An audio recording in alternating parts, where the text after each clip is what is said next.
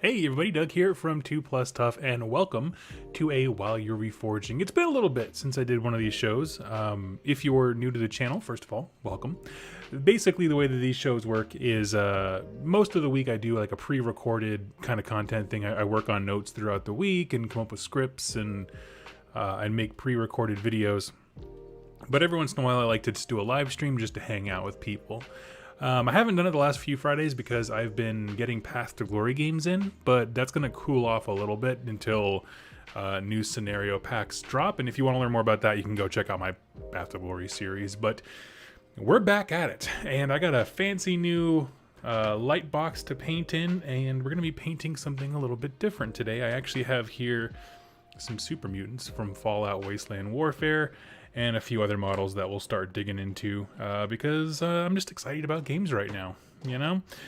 So, yeah, that's basically what we got going on. I'm going to pop out the chat so I can actually see it. And the way that I do these shows, just so I don't get bogged down in,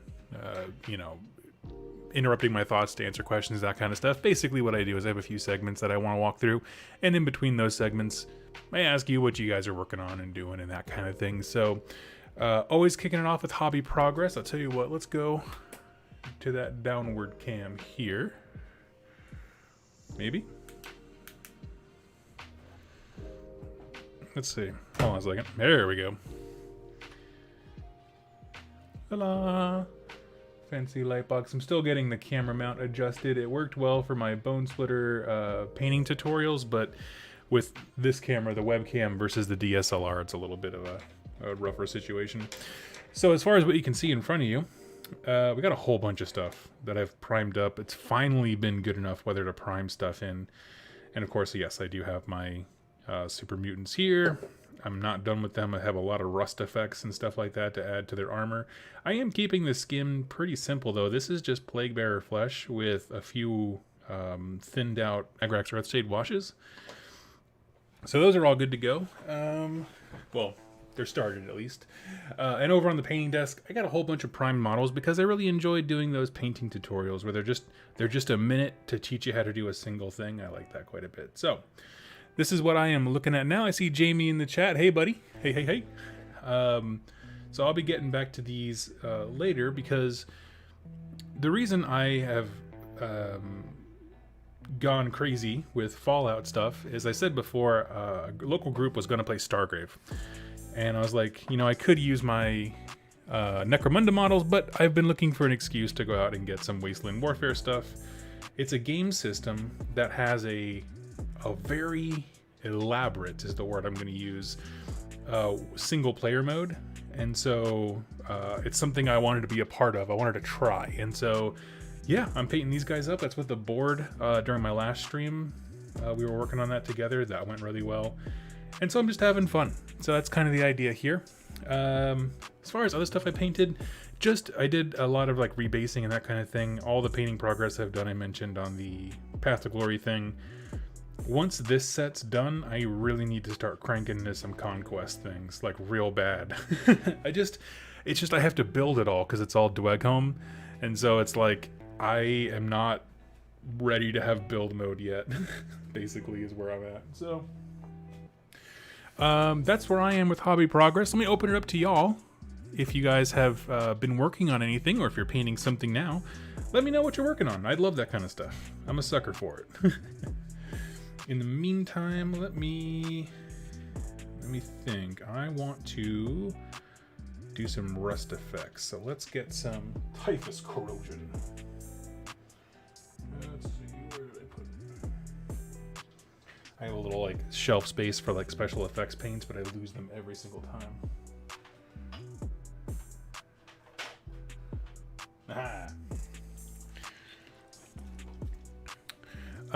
Let's see. Someone can just let me know that my audio and visual is working, just because usually by now someone has chimed in with what they've been working on, but that's all right if y'all are busy.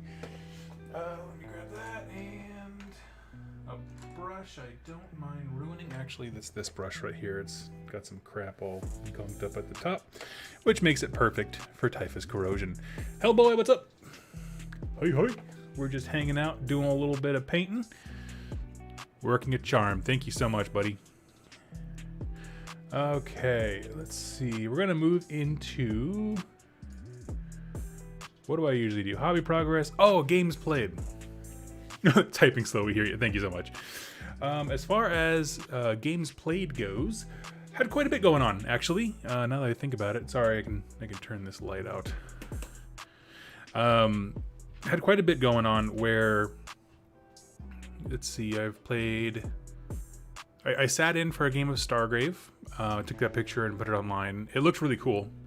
I didn't stay for the entire thing, so I don't know how it ended, but it looks really, really interesting and very straightforward. I've played the 2 games of Path to Glory and had my introduction to... No, I guess I've already talked about Lord of the Rings. I guess I haven't really played that much outside of the Path to Glory things I did dedicated videos for. But beyond that, I'm really hoping to just have more games played with, again, the single player mode, because it's a little bit more convenient for me. But that's about all that I have. So these first segments are like real fast. Jamie, I'm painting some Khorne Blood Warriors. I ran out of black paint, so I'm gonna paint the armor gray and then wash it with Nuln Oil. Right on. I mean, that will certainly, if you want to have a shadow effect on them, like in the corners of the armor and stuff, it's a great way to do it. I rarely paint with black paint, like Abaddon Black or whatever it's called. Instead, I've really fallen in love with, they have it at a local craft store, the model color, it's called Black Gray, where it's just a tinge to the gray instead of black, so that when you put a wash over it, you can actually see the details. So it makes it a little easier than, say, putting on black, washing it, but then you don't see the wash and you have to build up highlights.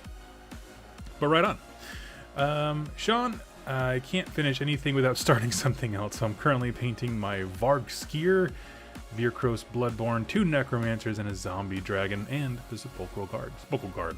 They're fantastic models. Remember when those were like the most new... this music's a little intense for being on the comm list. Remember when those were like the most intense, awesome looking skeleton models ever? I'm thinking of finally starting up my Dracothian Guard for Hammers of Sigmar. Cool. That's rad. Go for it. I know that the dragon announcement was a big one to a lot of folks. And if you are of that persuasion, of the dragon persuasion, I should say, you'll absolutely love it. So, we'll go to the news now, just because, again, I want to kind of get into my hobby progress. I want to hang out and paint with y'all and just kind of chat casually. And honestly, as far as news goes, there's not a ton, simply because if you don't know, it's been like Kill Team's time to shine lately. They just released Kill Team. They've been pumping out a ton of 40K content because I think contractually, when you start playing 40K, if you go 8 days without some kind of release, you think that the company has abandoned you. At least that's what I've learned from the internet. So they've been really focusing on 40K, that kind of stuff with Kill Team, as well as Warhammer Plus is coming out at the end of the month. Actually, I have a little something. What's today? Friday? I'm gonna try to do a live stream tomorrow evening, maybe in the morning, when I can talk about Warhammer Plus. I got to sit in a little bit and kind of learn a bit about it, but I can't share much until tomorrow, so it's the way it is. But anyway, that's going to be their big launch for the end of the month, which, I mean, we knew that's not like protected information or anything like that. So I thought it would be fun to kind of walk through some of the articles that I did pull from various sources around the web, and one of them I want to do together is today. That's not this article. Here we go. Lore Masters. We are going to take a quiz together, my friends. This is a quiz that the Warhammer community team put up. Now, I know that it includes lore from 40K and Age of Sigmar. I'm going to try my best with the 40K, but I'm going to grade myself only by the Age of Sigmar. I think that sounds fair. I think we can all, I'm not a master of everything. I don't know. I make half the things I say up. So, I thought it would be super fun to just go ahead and do this together. Let's see. Oh, before I begin, I have a question from Warren. I have a question. What do you think the Cruel Boys would prefer to fight alongside? The Gloomspite Gits or the Iron Jaws? Also, do you think Gobsprak and Skagrot would trust each other? Well, I can answer the second one first, and that is to say none of those guys trust each other. In so much as they think that they can use and then beat the crap out of the person that they're working with. As far as who do I think they'd prefer to work for? You know, honestly, I think as long as the Cruel Boys feel like they're the ones in charge, I think they would work with either. I could absolutely see them working with Grots a lot just because it's easier to exert that authority because they're bigger, right? I mean, that's all there is to it. That's my take. I don't know if I would necessarily do a Gloomspite Gits and Cruel Boys army. I don't, just because we don't have the new War Clans book. I don't know their allies and that kind of stuff, how that all works. I would love it. Thematically, I think that's more interesting than Cruel Boys and Iron Jaws. I think they're a little bit too different, but yeah. All right, so let's do this. We're particularly excited to delve into the annals of Warhammer history and Lore Masters, which takes a deep dive into the setting, characters, and stories of many Warhammer worlds. Can you answer all 10 correctly and earn the title of Lore Master for yourself? Now, again, there is a delay between when I say something and when you have a chance to type it out, so I'm going to try to go somewhat briefly so that I don't have a chance to cheat, right? Y'all can't give me the answer. So here we go. Number 1. Oh, here's a sweet picture to go with it. Captain Erasmus Tycho of the Blood Angels was grievously wounded during the Second War for Armageddon by the sorcerous powers of an orc weird boy. Which psychic power laid him low and caused damage to his face that his iconic mask would later hide? Now, I know that he goes crazy. That's the only thing I know about Tycho. So I'm gonna go destroy mind. Hey, I got it.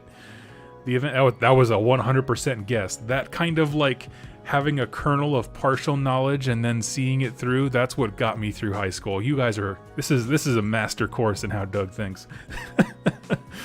The events of the first ever Warhammer 40,000 Second Edition Battle Report in White Dwarf were canonized into the backstory for this tragic Blood Angels captain. That is a fun fact. That is an actual fact that is fun to know. I love it. I'm not sure why he has a face on his knee. That looks a little bit grotesque, but the Angels have a whole bunch of somewhat chaosy things going on. Okay. Oh, the Age of Sigmar one. Here we go. Okay. Number 2. The Eater of Tomes, one of Archaon's enslaved Gaunt summoners, was caught off guard by Star Master Q-Tech's Seraphon attack on his Silver Tower. What had preoccupied his thoughts and distracted him from the assault? Archaon summoned him to a conclave. No, Archaon didn't really make an appearance in that book. Several experimental subjects had escaped. No, but now I want that to be the story. He was busy hunting down a Stormcast or Eternal's army. That is true, because they had just launched their attack in Broken Realms Marathi. The Seraphon were using arcane technology never seen in the mortal. Nope, Hey, Lord Celestin Nihilat's battered army was fleeing the 8 points following their betrayal at the hands of Marathi. Okay, we're crushing this. We're crushing this. I hope y'all are enjoying this. No one said, like, shut up. Although considered a dangerous radical later in life, Inquisitor, oh gosh, I don't know anything. Gregor Eisenhorn was a devout adherent to the tenets of which inquisitorial faction in his early career. I know it wouldn't be Istvanist because Istvan has more to do with the Horus Heresy. I'm gonna say it's either A or C. Thorians. Malathians. So this is gonna be a 100% guess. I have no idea. Hey, look at that, I nailed it! Malathians believe that the God Emperor has a grand plan that is currently progressing properly, and they aim to maintain the status quo of the Imperium rather than enacting uncertain change. Interesting. I did not know that. Now, someone correct me. Eisenhorn. That's a book character, right? Like, I don't want to go too far before I get this answered, but Like, is Eisenhorn, is that a book character, like, series that is centered around Eisenhorn, or is it like a singular character from a battle codex or something like that? I don't know. Doug's intuition will make him a lore master. Basically, yeah. He wildly guessed enough just to know enough. Yes. Okay. Sweet. Thank you, that guy, you know? Okay, here we go. So we're on question 4. Fenrisian legend. My first Warhammer books were actually the original compendium of Space Wolves things. And then after that, it was the Grey Knight series. Is a book character within a book series. Okay, cool. The Fenrisian legend has it that one day, while out fishing, Leman Russ caught the father of Krakens at the end of his line. What was he purported to do when the colossal creature, many miles long, was pulled from the waves? So what did he do to it when they pulled the body from the waves? Slaughter the beast and turn its hide into a cloak for every person's upon Fenris. That's a sweet thing. Threw it back into the sea as it wasn't big enough to be worth fighting. That doesn't sound like Leman Russ. Fought for 7 days and nights before declaring a draw. That sounds epically inconclusive, like Warhammer would do. Dragged it back across the frozen wilds and declared a feast that lasted a whole month. I like answer 1.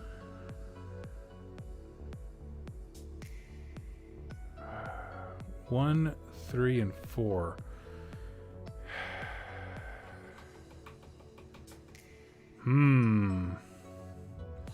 Dragged back across the frozen wilds and see the feast and the cloak one both sound very Leman Russy, where it's like a Viking thing, but it's based around providing for the tribe. I'm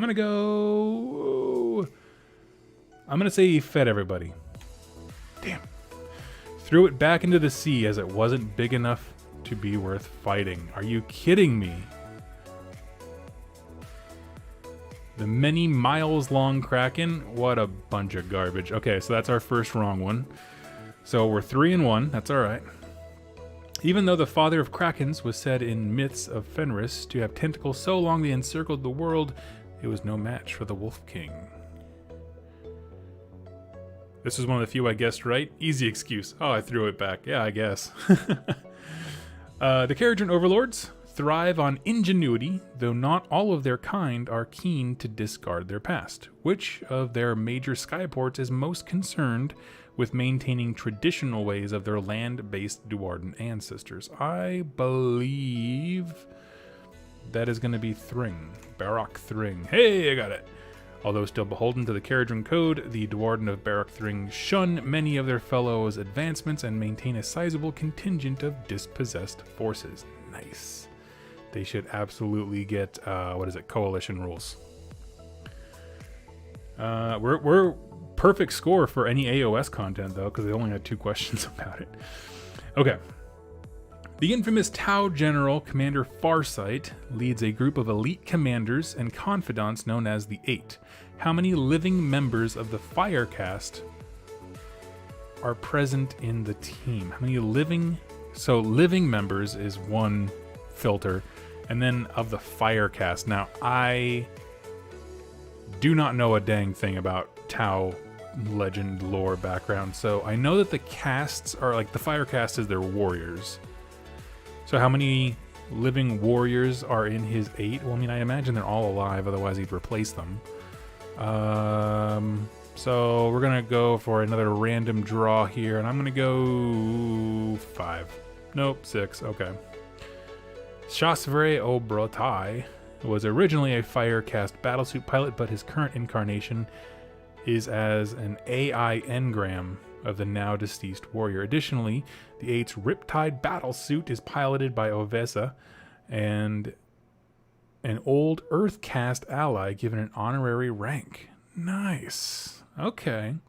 I thought it was either 5 or 6 because those seem like the kinds of numbers that you could reasonably field in a battle. Like if they made a thematic battalion, having Farsight plus 5 other dudes or 6 other dudes makes perfect sense. Like tabletop wise, that's definitely like a reasonable number of heroes, especially if they're all doing super badass stuff.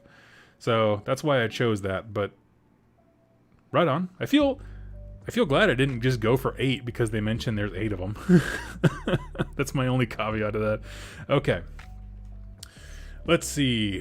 Following the Rumgate Wars, when the Stormcast Eternals arrived in the mortal realms and wrested control of many Rumgates back from the forces of chaos, many faithful Sigmarites flocked to their temples for weekly readings from the saga Vandus. On which day of the week do these sermons occur in Azir?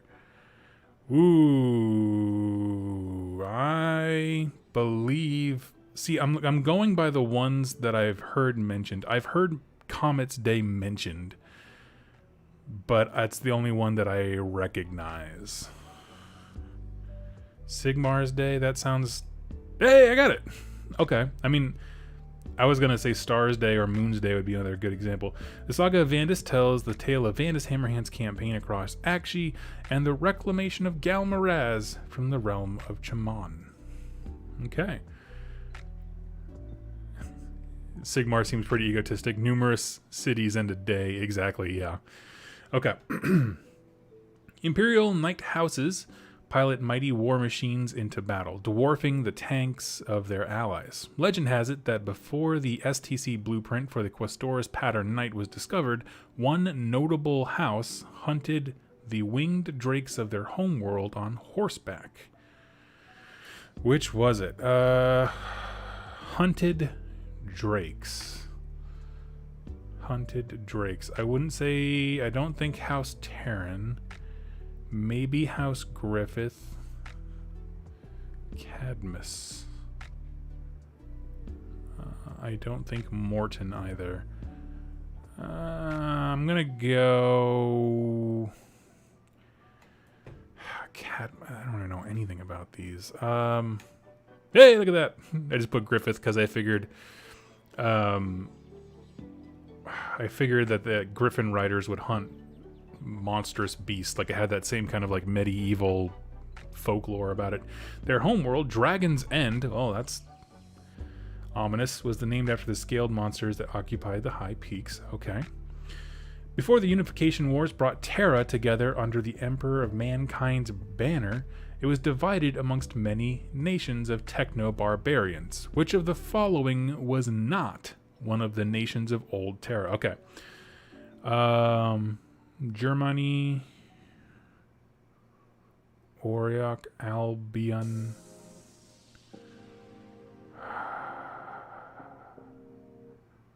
So that'd be like Central Africa, Germany. I don't remember you. Oh. The continent of Afric was largely split between Nordafric conclaves and the Safric. Okay. So we're at 3 out of 9 right now, but they're all 40k knowledge things that I would not know. On the world of Angelus, warring bands of orcs were particularly wary of invading the home territory of the planet's tribal human survivors. What dissuaded them from getting too close? In the world of Angelus. Angelus, okay. Humans lived inside a partially activated Necron tomb. That sounds like 40k. Eldar Exodites had erected a psychic barrier to turn away unwanted attention. That doesn't sound right for orcs. The humans were under the protection of an active orbital defense satellite. It was too long of a walk without fighting anything. Now, I don't think that last one, because there's stories about orcs running across entire planets. Hey, I nailed it. 7 out of 10. Where are we at? I'm an inquisitor. You have a keen mind for mystery and an insatiable appetite for knowledge. Depending on who you talk to, this may be a boon or a curse. But one thing is certain, no scrap of lore can remain hidden for long once you set your mind to uncovering it. Boom, look at that. I did it. Inquisitor Griggs. I don't feel bad. The ones that I got wrong was one about Russ's legend, the Tau, and this one's about Titans, which I don't know anything about those things. Okay. So that was it for the test. Thank you all so much for joining me. That was quite a bit of fun. I just wanted to show off this article. There's not, I mean, I'm not really going to chat about much with it. It's just they're showing off some cool artwork from the different factions. We've seen this one when Dominion dropped of Stormcast versus the Cruel Boys, but let's see what else they got. Because remember, it's not just Cruel Boys, it's all of Auric War clans. So we have, that's a sweet looking hammer swing coming down from an Annihilator into a Chaos Warrior. Ooh, I like that. Yes. I thought it was just going to be all Stormcast and Orcs, but this is cool looking. I love that guy's, I don't even know what to call it. The leather straps with spikes coming out of it is just very Warhammer. I love it. What are you? Let's take a look. This one to me is not nearly as fun, if I'm honest with you. I mean, you got, that looks like an Ironjaw Brute right there. Looks like some Bone Splitters and a Cruel Boy in the front. Which makes sense, because newer is better. Here are some Stormcast Eternals are bathed in ambient glow of Azir. I love the proportions of the newer Stormcast models and art. They look better and less crazy in my opinion, but I love it. And I love seeing more of the human aspect. Like if you look at, this is the kind of stuff that I love from like old 40k art. When you see like the other humans in their weird, very audacious clothing and that kind of stuff. Absolutely love it. Got some great shot of Cruel Boy. And that's a classic. We've had that one for a while. Oh, that's a fantastic picture. Quite beautiful. Okay, we got Chaboy, and we have some angry dragons. Literal double dragons. Picking out fights. Oh man, this is the tough one. Who has the better art? The pair earns style points, I would agree. That's a tough one. I'm gonna pause there. We can have that debate. Who has the better art? What do you guys think? I'm gonna go Cruel Boys because I think they use a bit more of the color palette and then quite a bit more fun. Question here from Old Man Mike. 100 Kingdoms lore coming soon. The Old Dominion. And so now... but that's an integral part of their history, and so now that we have the campaign book, I can learn about the fall to then fill in those gaps when it comes to the 100 Kingdoms. So it'll take a little bit because that's probably one of the more complex in terms of the order of narrative events, but I will absolutely do that, buddy. You got it. So let's go ahead and take a look here. On the note of some other stuff from Conquest, I'm going to show off some pre-orders that they got going on because there are some incredible models here. Here we have the Ice Jotnar. It's called the Artisan series, which makes me think that this is not going to be, I mean, it's probably going to be a very similar standard one, but this might be like a special release kind of a thing. Our Artisan series production is handcrafted, and like any other work will not be supplied on demand. We offer this Ice Jotnar with the understanding he is available while supplies allow. And yeah, so just, if you guys want him before he goes away, grab him up. There's going to be a different version of him at some point. That's usually they're cheaper, is my understanding, but this is like the special version, limited edition, if that's the trigger word for you. He looks rad. I mean, he just looks pissed, and he looks rad, and I like it. If you guys haven't seen the Mountain Jotnar, the kit that it's already out there, he is also a huge model. Like, dang. Did the video quality just plummet from anyone else? I'm getting an excellent condition from YouTube, but thank you. Keep me in the loop.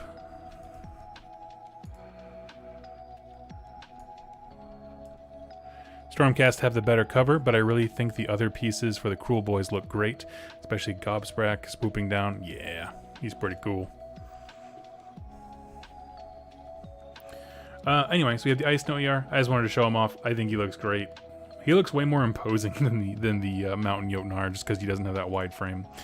And then for the 100 Kingdoms, they have the Null Mage, which I think is anytime there's a cool spellcaster, I want to like show it off, because if you guys remember the old Island of Blood set with high elves and stuff like that from Fantasy Battles, the model that they had for the high elf wizard, he was like rushing forward on a wind of lightning, or not wind of lightning, just a wind of magic, where it looks like this on his base. Like, I love that stuff. I'm a sucker for it because it's a way to portray motion without having everyone just charging forward physically. Like, oh, a wizard doesn't want to be in melee, but they will surge forward to where they're needed. And I just like it. It's cool.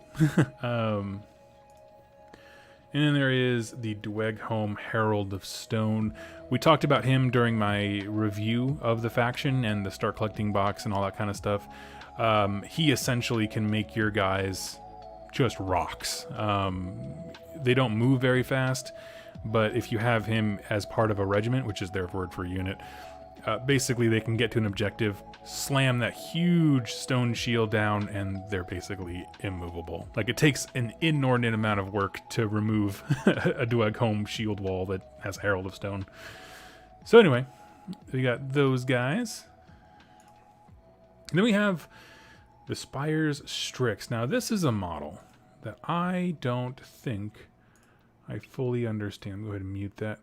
Okay. It's one of those things like the front picture just doesn't do it justice. These guys look cool. So the Spire are all about like genetic manipulation. It looks like they made their own kind of like raptor type thing. And so they use these as like hunting birds. They are light, if I'm not mistaken, light infantry.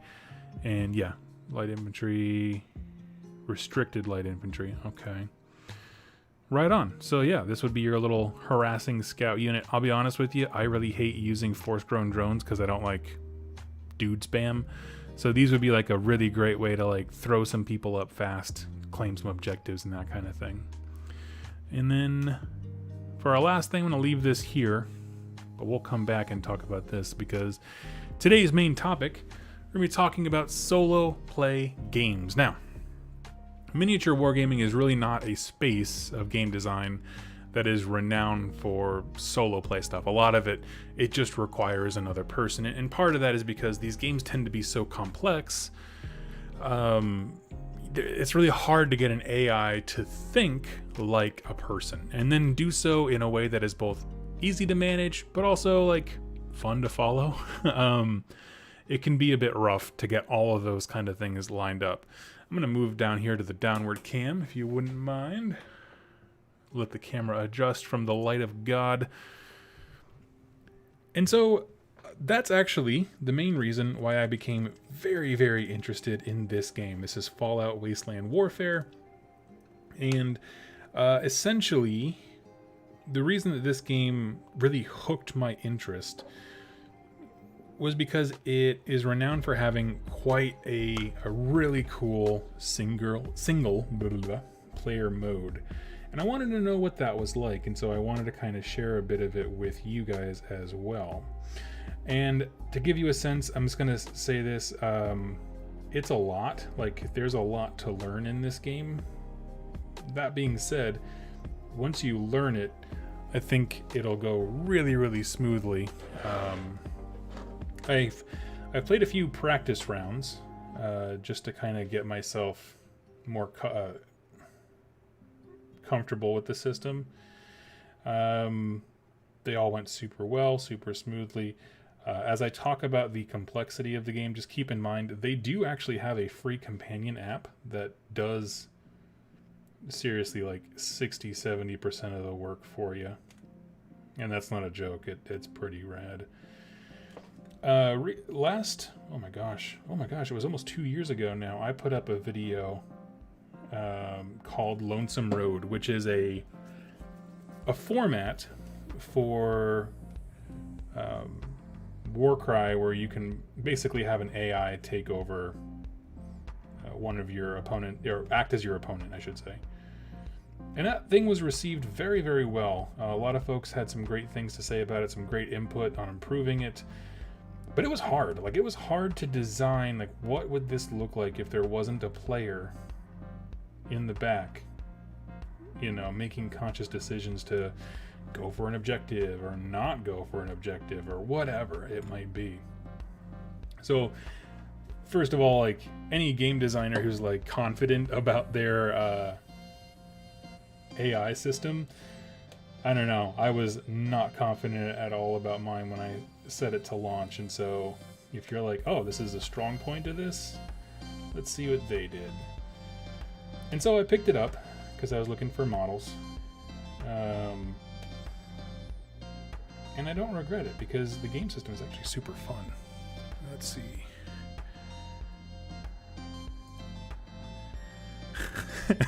The tunnel snakes come in for my loot.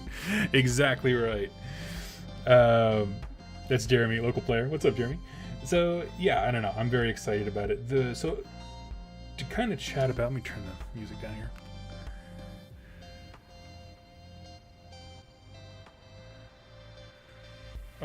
Because I want to use the Fallout models in Stargrave, the crew's name is the Tunnel Snakes, and their ship is called the Vault.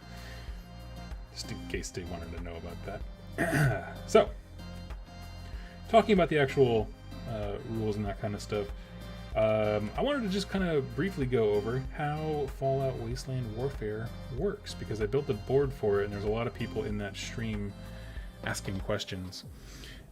The game essentially works a lot like Warcry, if I'm honest with you, where you have a lot of different like symbols to keep track of things instead of like, I guess, universal special rule wording, that kind of thing.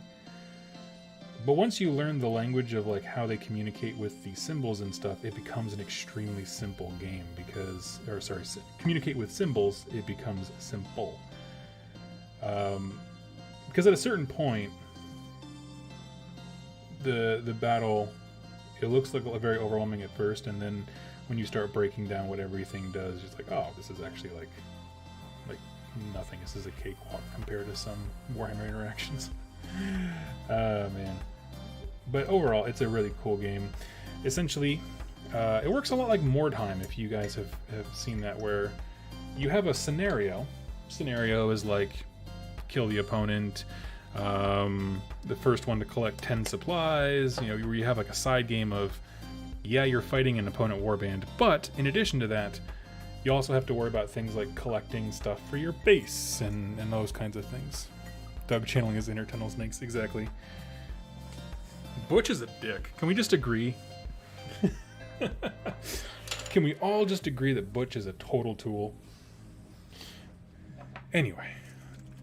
Tunnel snake rant over. Oh, just bump my light here, one sec. Okay, weird. What's up, Mole Miner? You start off by picking your fighters like you do anything else. Some of them have equipment that come with base, but you can actually improve it quite a bit. One of the things about this game that is incredible is the sheer diversity of items that exist for it. There's everything from your stuff that you'd expect, like Nuka-Cola, that kind of stuff, all the way to the more crazy things like different flavors of said Nuka-Cola, to food that you can find and then cook. You can prepare things to bring into battle with you, all the different chems that exist, which are just chems just being another word for drugs in this universe, so they don't get in trouble with certain countries. But overall, it is it's a very deep toolbox of a game. One of the things that I like about it is, as you start playing the first round, it's very straightforward. Put your models on the table and move around. But from the second turn on, there's always like an event, and this, to compare it to Warcry, would be the equivalent of a twist that happens every turn. Is probably the best way to look at that. Let's see. Butch is a wimp when he doesn't have Wally. Yeah, exactly. Tunnel snakes rule. I don't think they have tunnel snakes yet as models. I know they have. They actually don't have a lot from Fallout 3 now that I think about it. And I'm just tapping this guy to kind of get some. The Elder Scrolls uses the same engine. That's interesting. So I was actually looking at that, but I didn't see a single player mode for it. Maybe I wasn't looking in the right place. Can anyone confirm? Also, I reached out to Modifius and they were like, hey, we're gonna send you some stuff. So hopefully you can see more of that content on the channel. That'd be kind of rad. Fallout is my happy place when it comes to content, video game content. But I saw the, what do you call it? Their box art on there, and it looks very similar. I mean, not the same dice in terms of like they have like a specific D20 system that they use. So Fallout Wasteland Warfare uses D12s and D20s, so it's like an old school role player's first, wet dream type thing where you're just like, oh my gosh, he's using those. He's not using D6s for everything. Oh my god. Which is kind of how I feel about games anymore. I'm like, oh, if you don't use a D6, I'm more interested. Just straight up. Isn't there a model of my namesake? Mole miners? I know that there's a unit of mole miners in Fallout 76, which is, they're annoying as hell. I'm not gonna lie to you.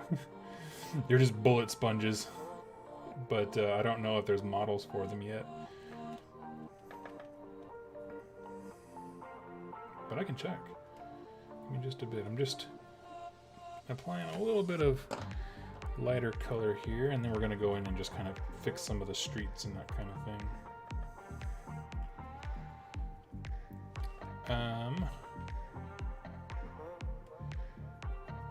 As far as how the game functions, it actually works a lot like a lot of other minis games where you get two actions.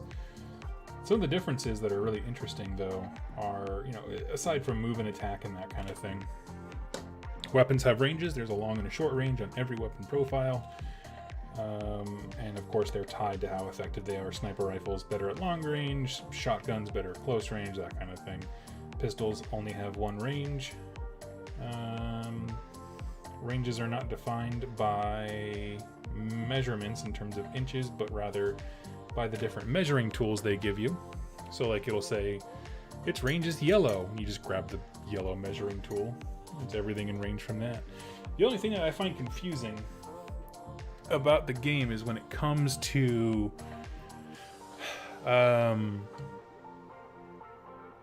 grenades, because they have an area of effect. They're a little bit clunky in how they're worded, but they seem cool.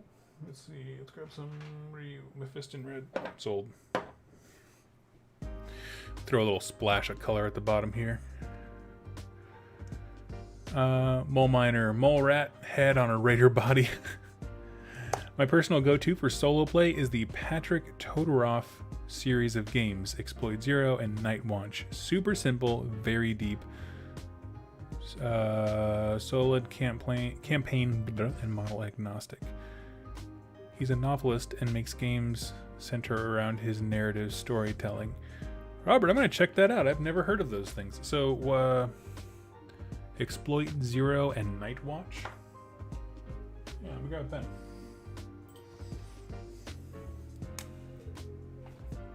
Exploit Zero.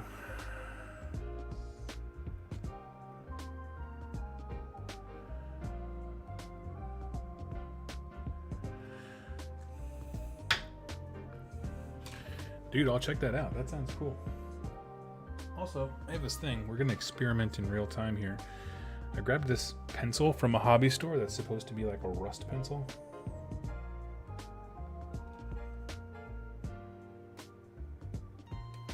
I am liking what I'm seeing so far. Of course, you want to seal this in, I'd imagine. Yeah. You can see it's adding a little bit of a rust tone there.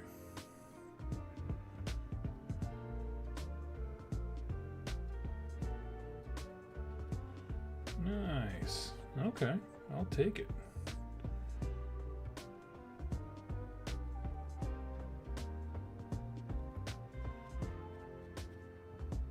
Okay. Oh, here you go. If you want to see how this works in real life, this is a AK Interactive. Is that the name of their company? If you'll overlook the horrific advertising campaigns that they do, this is a pretty cool product. Cool. like it. We'll continue to use it. Let's see. I left Fallout 2 from 3 to 76, and my favorite race in the series is definitely the mole miners. A proper subspecies of human. Yeah, no bias there whatsoever, really, I'm sure. For me, trying to think, my favorite, honestly, the robots. Anything with the robots in Fallout, I'm just like, yep. And that's actually where I started with my collection. Off camera, I have the Protectrons and the Assaultron box. Just because I thought they looked so good.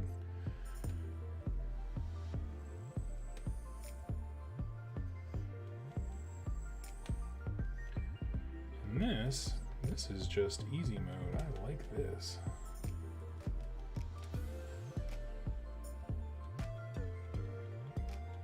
It doesn't feel like I'm drawing so much as just kind of like flicking. It doesn't need to be a pencil, but it's cool. Strong dislike that. Oh man. I'm sorry. I'm all over the place today. I just wanted to talk about Fallout, but I didn't really have like a structure. So I apologize. I know I'm a little bit rambly and stuff today. It's been an odd week, but it's been good overall. I like how this is adding just a little bit of color. Doug with his Robo Army, escorted by his Assaultron and Protectron. When it comes to robots, nothing beats the dialogue of the Mr. Gutsies. Oh, I agree. Yeah, my favorite. I never cared for the Assaultron when that was introduced, but I deeply love the Mr. Gutsies. Especially in 76, they gave him some great dialogue. I love it.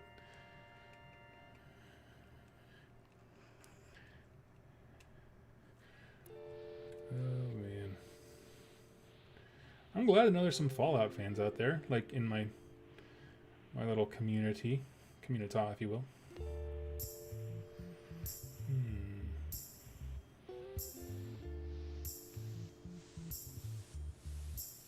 Here we go. Yeah, he's nice and rusty.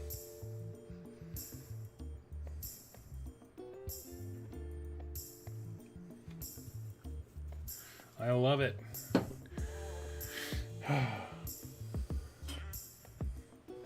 I recently saw online that someone put out a thing called like, what do they call it? Fallout London or something like that, where. Let's see. We have brown, don't I? I do.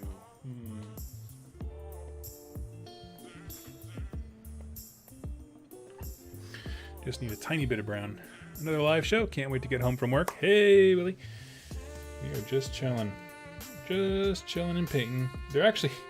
I should have just called this a hobby hang instead of a wire reforging, just because there wasn't a ton of news. Because it's mostly 40k and getting people pumped for Warhammer Plus. But yeah.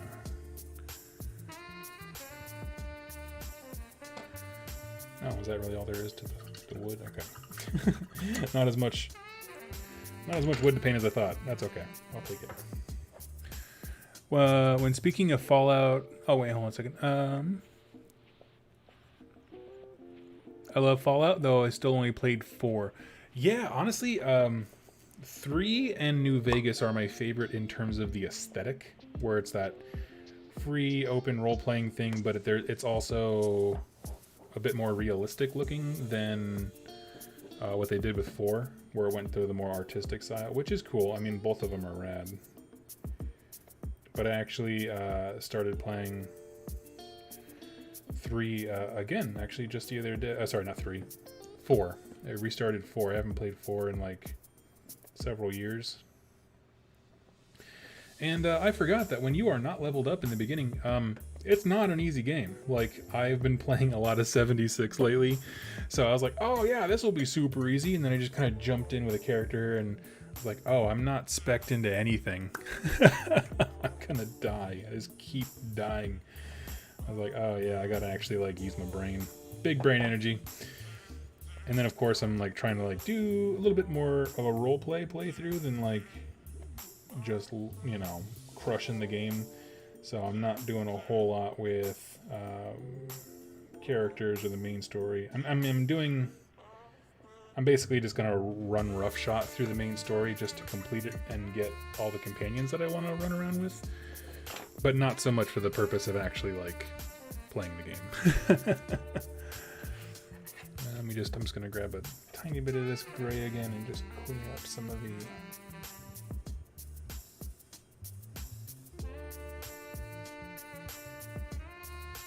I don't want to add a ton of color to the bases, so pretty much the yellow and the red is gonna be about it.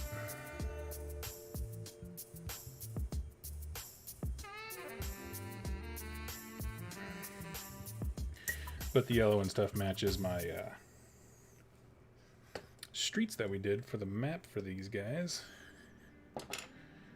And honestly, let me grab.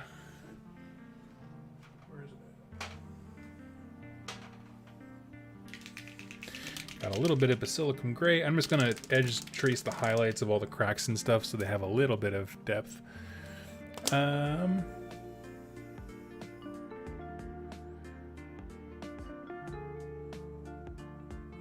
Let's see.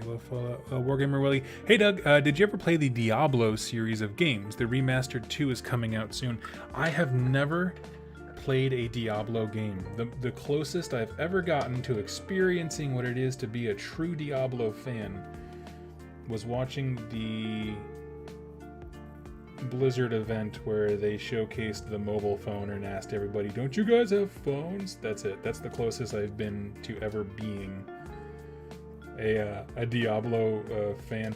Most of the time I just didn't have a computer. Like, growing up to be able to play those kinds of games. I'm interested in them though. Like, I like the format of game. It's interesting. The older I get, the more of not a nerd I become, but the more about nerd space stuff I learn because I didn't do it when I was a kid. So for example, like I feel the same way about what is it? It's not just Diablo. What's the other one?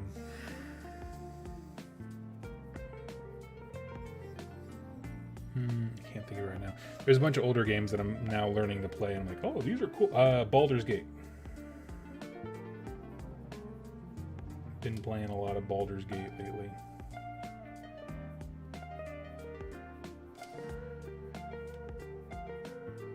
But yeah, that kind of stuff where it's like, hey guys, I know that I'm about 20 years late to the party when it comes to discussing these games, but these things are cool. Anybody notice how cool this award-winning game from 15 years ago is? It's like, yeah, Doug, we all realized how cool it was when it came out.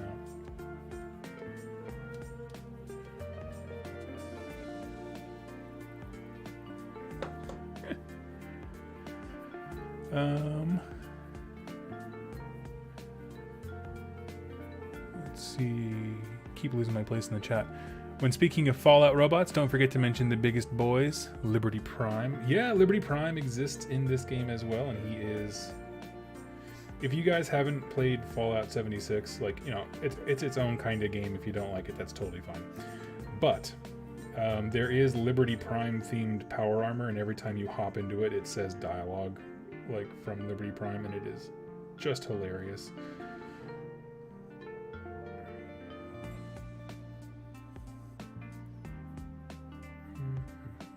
Just kind of getting some of the edges here, just to add a little bit of shadow. That's why we're going basilicum gray. We don't want to like paint it. It's already gray. We're just making it a little bit grayer. And I think the doggos, only one of them had cracks.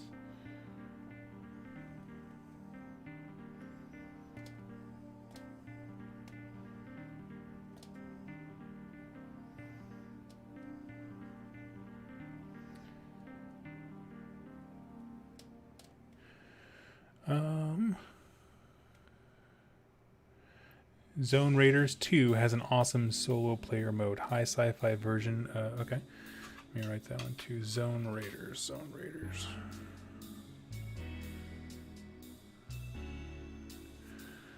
Nice. Thank you, Robert. Andrew, hey Doug, nice to catch a live show from Overcast Welland Garden. Oh, cool. We're in the UK. Wow. Thank you. Thank you. Okay, I think that's good for them. I'll get the solid black and we'll just paint the bases up here. Like I said, I use solid black only for the rim of these bases. Do I still have any left? My goodness.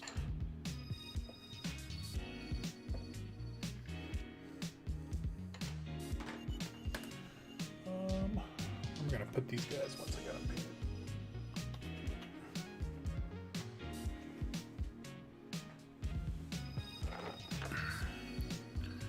Okay, there we go.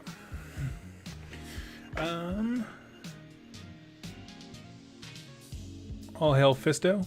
Assume the position. Is that Fisto? I know it's a Fallout reference, but I can't think of it. Frank Horgan is either easy or hard if you've been level grinding. On 76, you search the giant bird on the mountain. No, I haven't. I've seen it.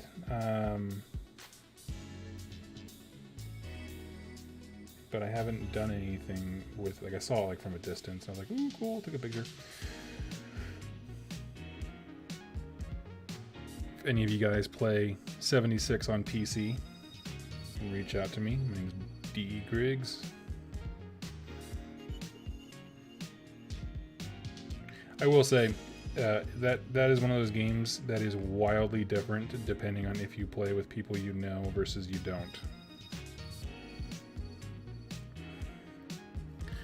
Because I jump into like open teams and that kind of stuff whenever I can, just because I get bonuses for it, and that sounds cool.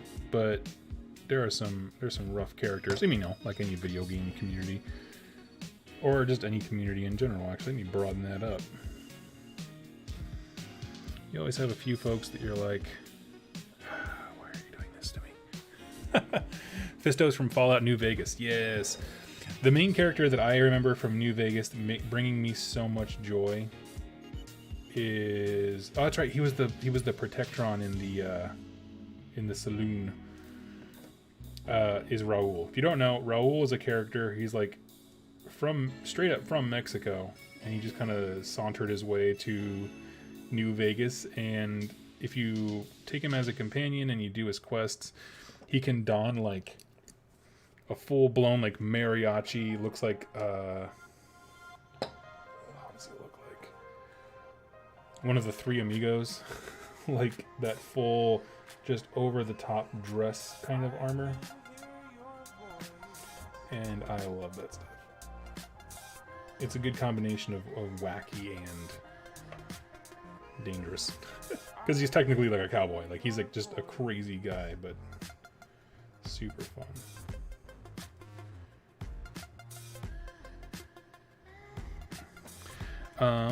Getting back to talking about the gameplay, because I went off on a little Fallout tangent there. I was just chatting.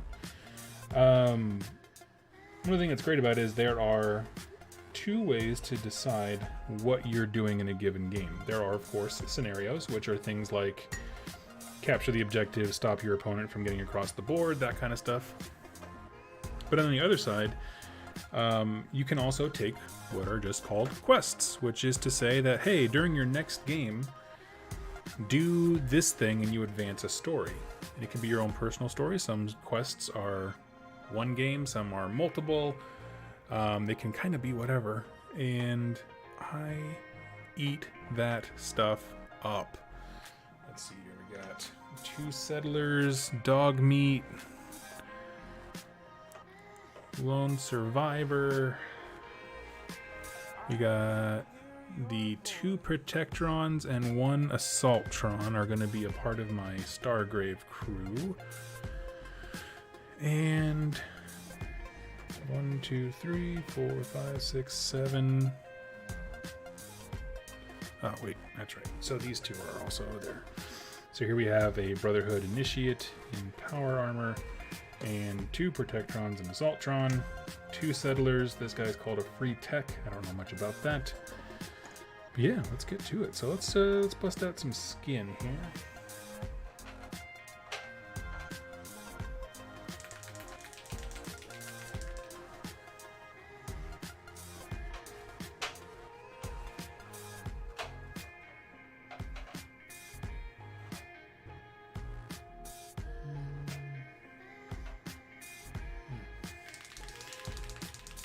To have misplaced all of my Gilliman flesh. Okay, let's see.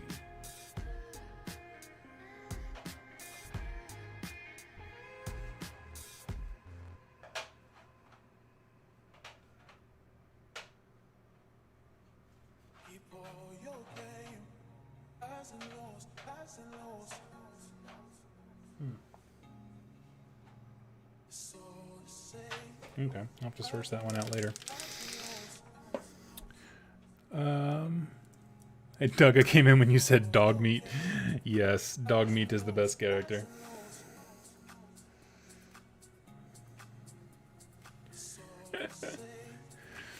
Let's see. Tuned in late, so I'm watching from the start. Painting Necromunda. Got a group campaign day tomorrow. Awesome. Yeah, feel free to chime in whenever. We're at this point, we're just hanging and chatting.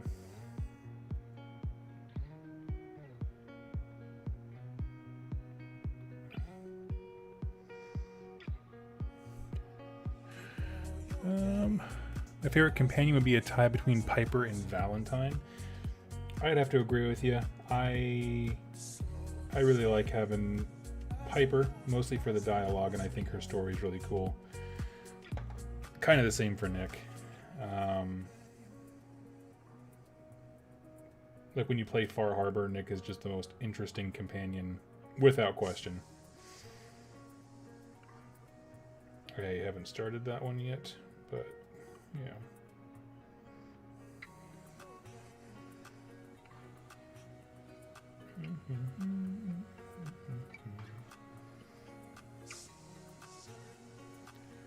And both of those are playable characters in Wasteland Warfare.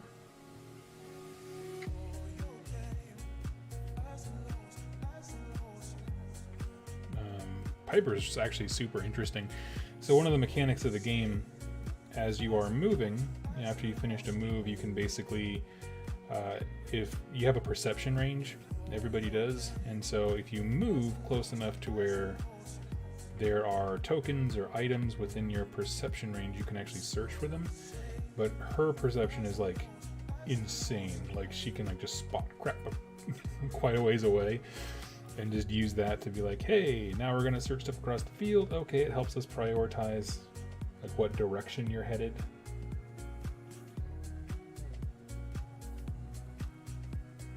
So now you can be like, oh no, we're not gonna head to the left. The left just has nothing but garbage over there, because she perceived it from so far away.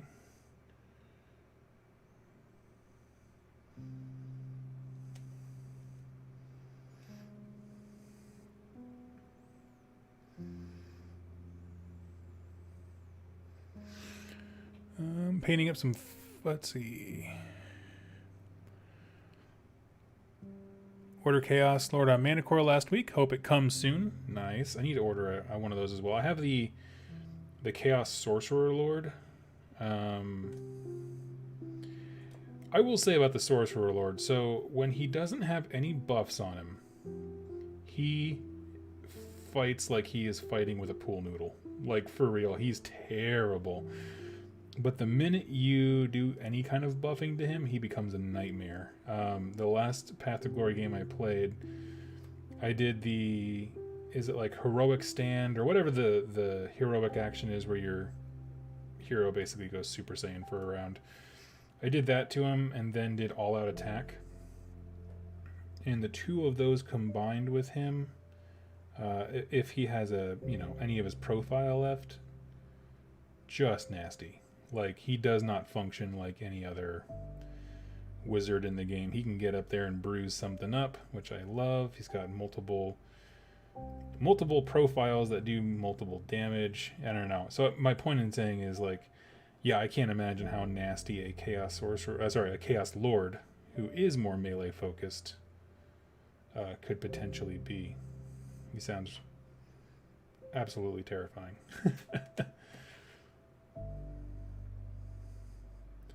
Now this guy, he's called a free tech. I believe that he's basically like a generic model that anyone can take. If the super mutants take him, he's an enslaved tech. It's just to make sure, it's a crappy model who can hack computers to make sure that every faction has one.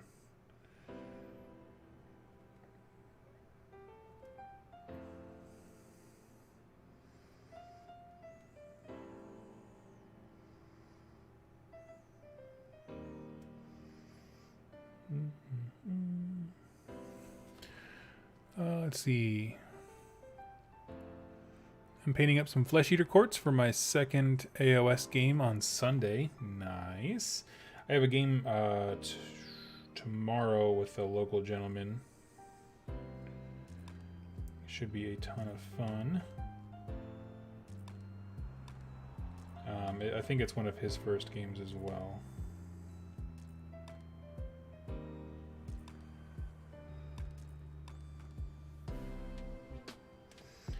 But I mean, honestly, those early games, they're the most fun part on it. If I'm being real, I'm just like learning the system and hanging out and making mistakes together, and that's just what it is. Man, now I'm bummed I can't find a skin color. Let's see.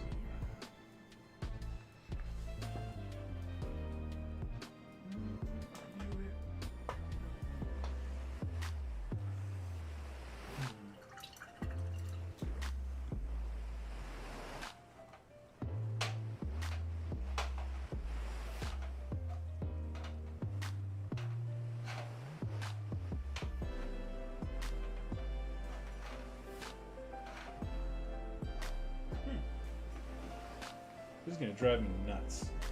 Oh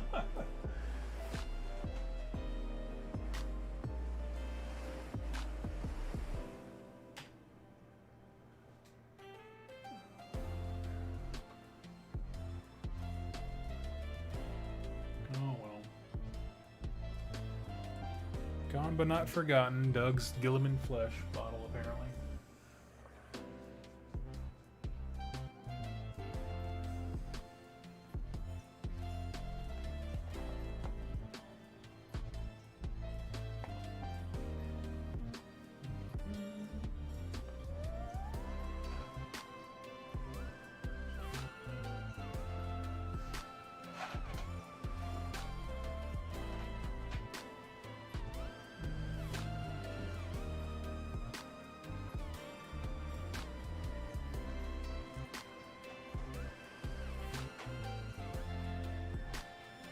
Weird shades. Yeah, I don't know. I don't know what happened to it.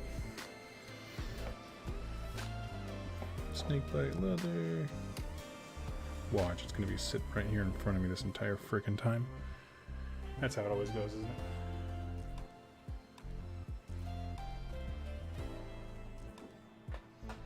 Well, what we'll do in the meantime is just lighten. I want some different kinds of skin tones, and so we'll just mix up some contrast medium, Fire Slayer Flesh, and we'll just do it that way.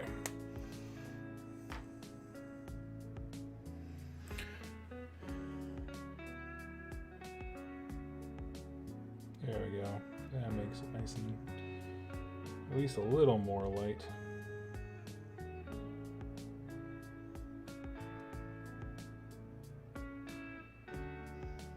Man, they gave Nora a huge nose. the female character that you can play as, the lone survivor, just quite the schnoz.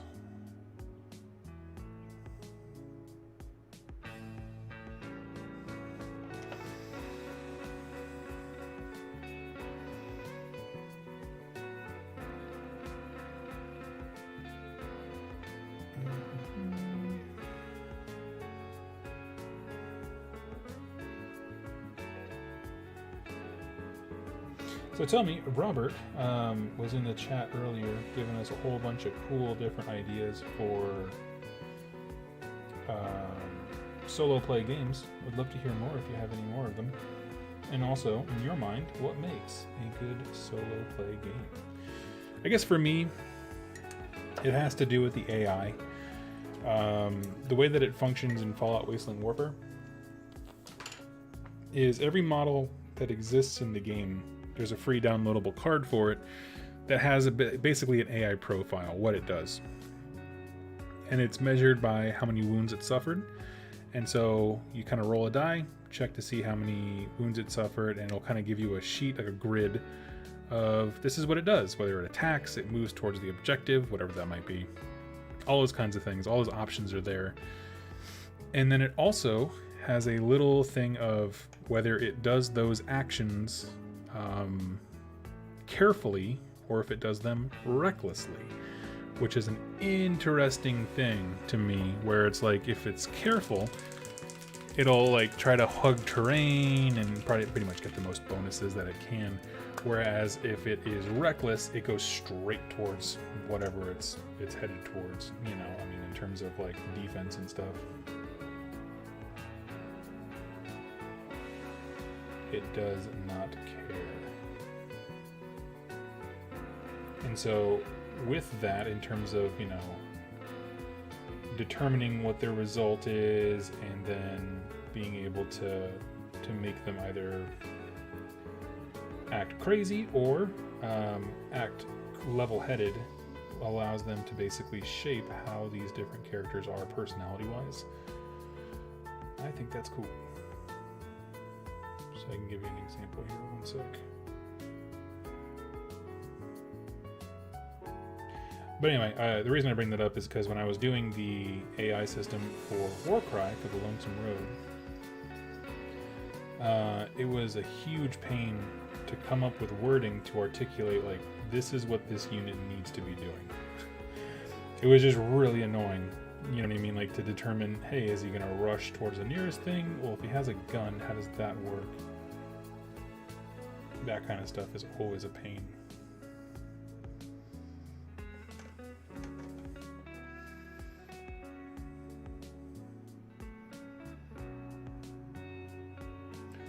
I think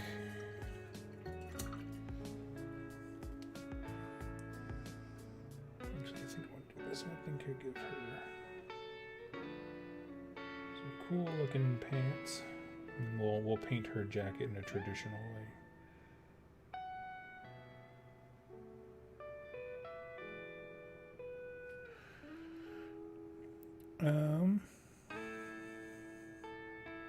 Building the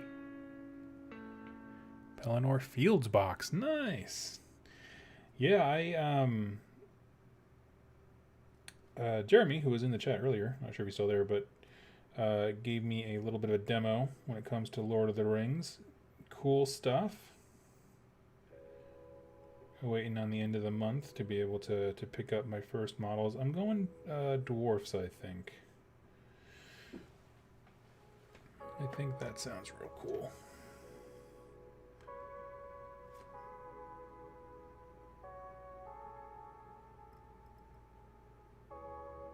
Actually, I should pause on the Lone Survivor and do the blue for the vault suit.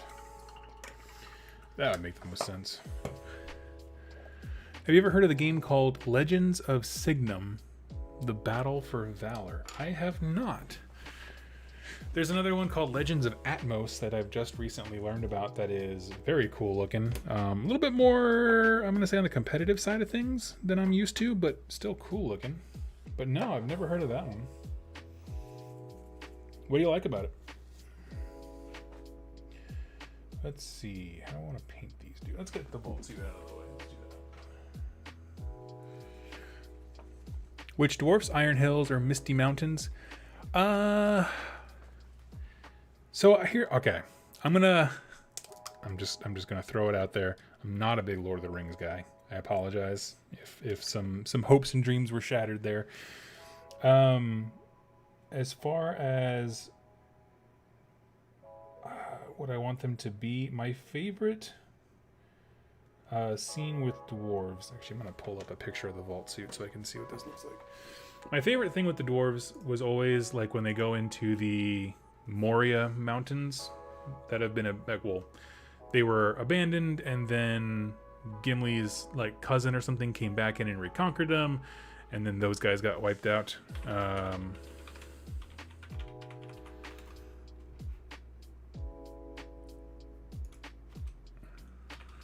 Fallout 4, okay. I'm just taking a look here at the different jumpsuits. Okay.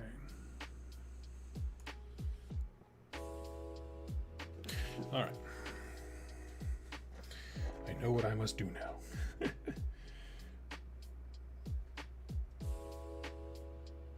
That was really the only thing that really stood out to me as like fun sounding dwarf stuff is just, yeah, Moria. So I assume that would be Misty Mountains, is that correct?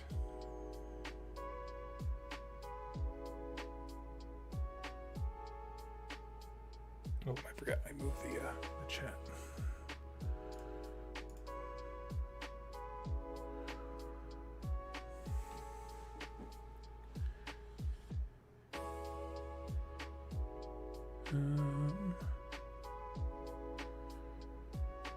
Doug, I remember hearing something pretty bad about the company that makes these models, but I can't remember what. Do you mean the Fallout models, Modifius? They do role-playing games, but I have not heard anything about the company. Or are you talking about hashtag boycott Games Workshop?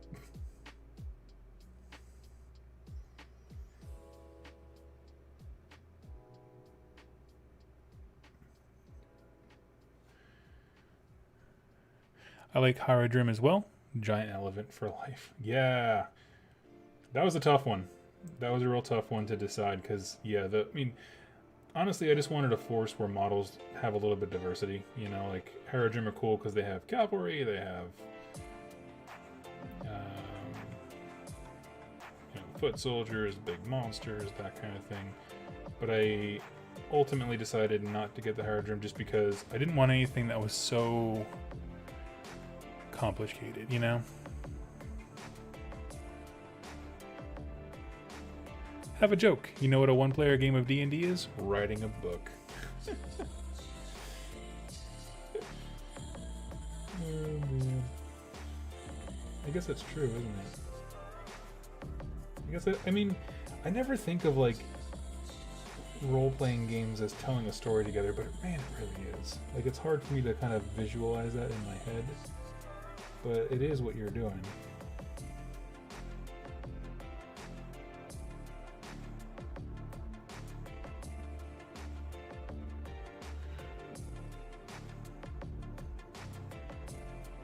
No, Doug, I'm not talking about boycotting GW. If you're talking about Modifius, I have no idea what you mean.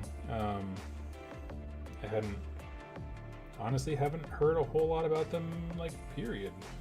I know they do role-playing games. They do the one for Corvus Belli.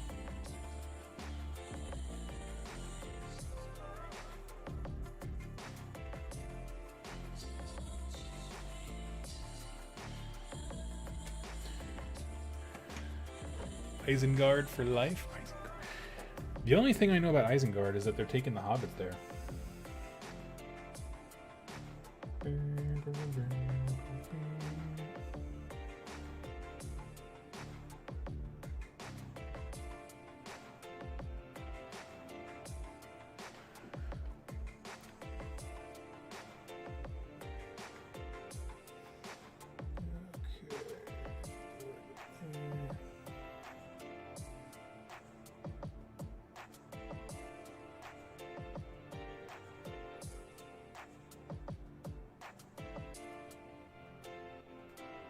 Molminer, I'd love to hear your thoughts. I mean, if there's something about the company, share it.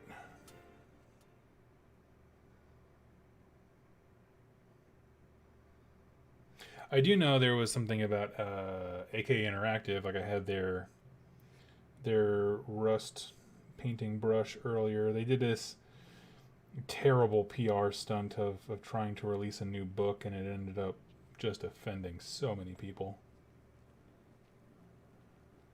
That was a fun day for the news.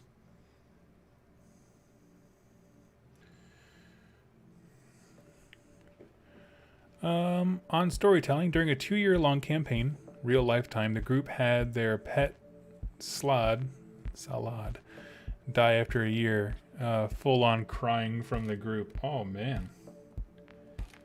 Yeah, I've never experienced anything quite like that.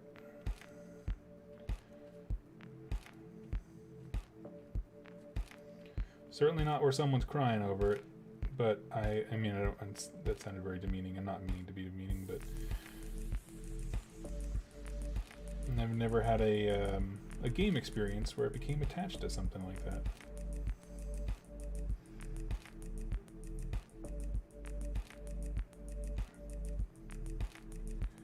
But I've heard stories like that. I don't know. Maybe I'm just a cold and heartless person. That could also definitely be a thing.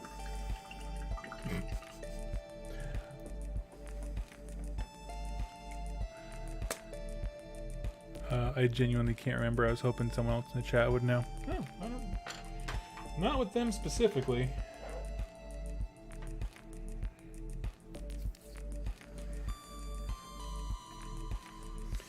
Trying to think of what I want to do for the clothing of my survivors. So while I'm thinking about that, obviously she has a vault suit. That's pretty straightforward. This guy's just basically wearing girded loins, so he's pretty much done. But I mean, like in terms of choosing color. Now, when it comes to the robots, I have a new color I want to try for the Assaultron. It's like a metallic blue. I got it from a craft store, gunmetal blue. So I'm excited to try that one. For the Protectrons, I want one to be a basic Protectron, and the other one I want it to be a Securitron, which is the police version. So let's pull up a picture here.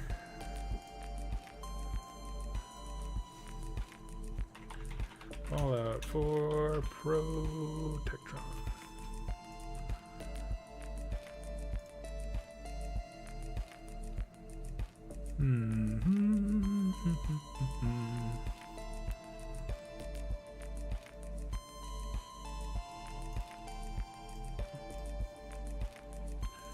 Okay, let's get to it.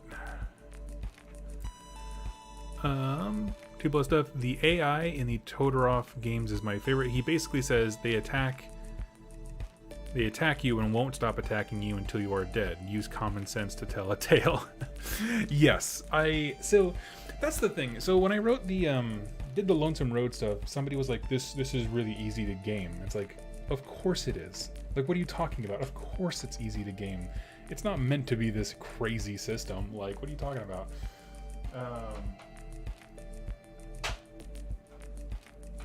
But when it comes to like this game, I like it because they can also do things like move to a searchable thing and try to figure out what it is. Like, they can act like scavengers, and I think that's important for this game, but not for every one of them. So like, yeah, you say, yeah, they're just going to attack you. Do whatever makes the most sense. Like, I am very on board for a rule set like that.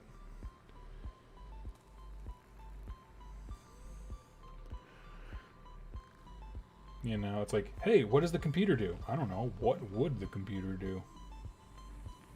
And it's kind of how I feel about, like, I wasn't sure if the Skyrim game also had an AI mode by Modiphius, but if they do, that's something I'd be interested in. Because that's the kind of stuff I'm like, oh yeah, I could just delve into dungeons and crap and explore things.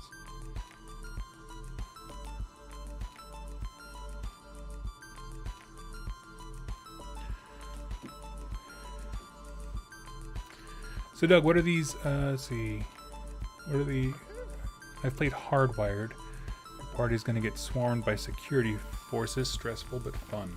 What are these single player games you mentioned in the video title? Yeah, so, I've been all over today, so that's just the way it is, I apologize.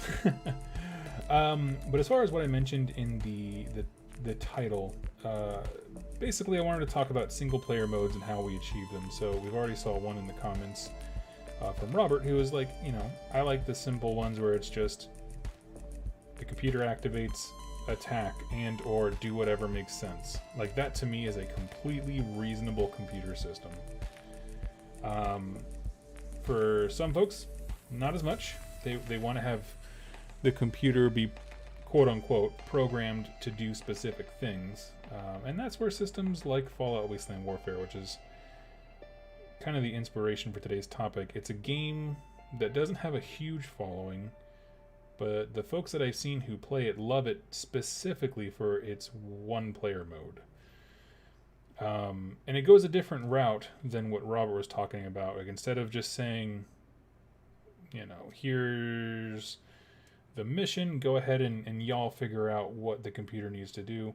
It has a very rigid structure. And rigid's not bad. It just, you have to roll for every AI and determine what it is they do. But the depth that they go into in terms of interactions that the computer can do, as far as the computer can hack a terminal, the computer can keep information away from you, that kind of stuff. Man, it gets real cool, like, because they can do more. When you have more rules, the computer can just naturally do more. Let's see. This guy's gonna be cool.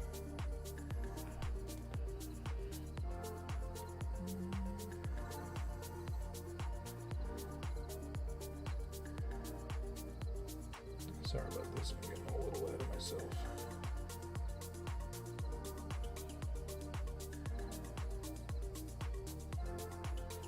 Yeah, I definitely hope you weren't coming in for me to talk like I have some sense of authority.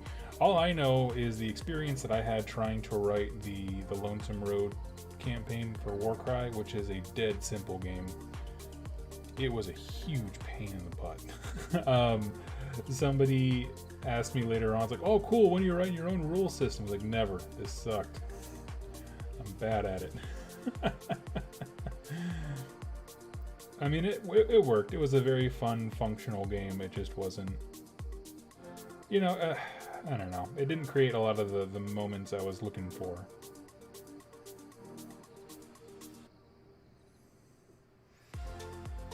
And his feet as well.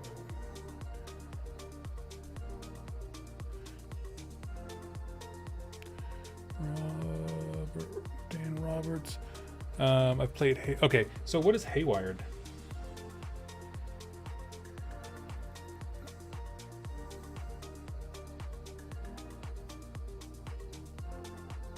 Also, I'm going to sound like such a freaking moron, and I do apologize, but I'm just now learning how many different kinds of games exist. Like, there seems to be an underlining, a lot of assumptions about me, where it's like, you know, oh, you talk about game stuff, of course you would know about X, Y, and Z. I'm like, no, man. I mean, I've heard of some of them. Like, I've heard that Relic Blade is quite a bit of fun for a skirmish game. Heard great things about that, and specifically that the dude who writes it or designs it, however you want to word it, produces it, is also a really class act, and that's cool.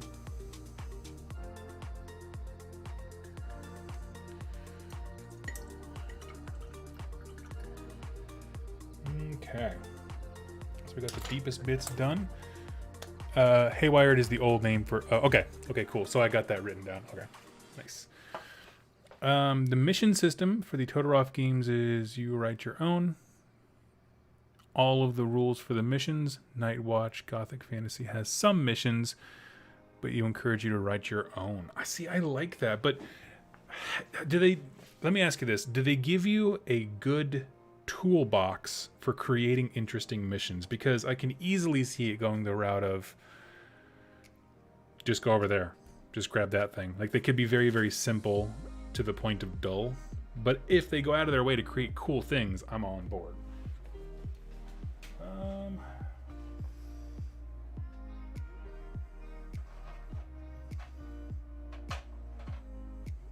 Give me just a hot second. I'm digging through the various colors that I have here. I think we're gonna have our Protectron be sort of like a light blue.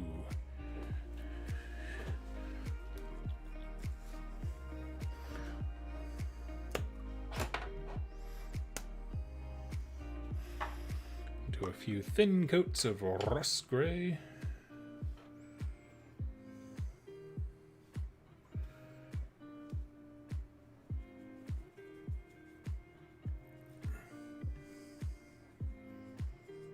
Might be time to throw away my mixing brush. We'll be going through the Conquest campaign books. Your thoughts about it? I actually just recorded, before I went live, a video on it. It should go live next week, but to give you a spoiler, I think that the Conquest book is, as of right now, the best value in wargaming. The amount of material they give you to work with, and the way it supports literally every kind of player, like existing ones if you already have an army, new folks to learn about the background so you can choose an army even if it's not one that's in that book. There's just so much in there. Yeah, they sent it to me, but they sent it to me like right when all the AOS stuff was dropping. I was like, well, I mean, I feel like I need to talk about AOS stuff just because that's kind of the bread and butter of the channel. So now that some of the initial 3.0 hype has died down for AOS, I'm like, yeah, slide that campaign book over. Let's talk about this. And it's real freaking cool.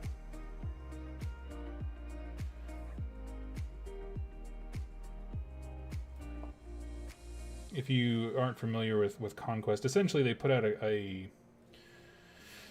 it's a campaign style book, but it's loaded to the gills with rules for having like map-based campaigns with your friends, as well as their equivalent of the Path to Glory system, where you can track your progress of your troops and do sort of a slow grow league that way. So real cool stuff. They just have a lot of cool ideas over there. Oh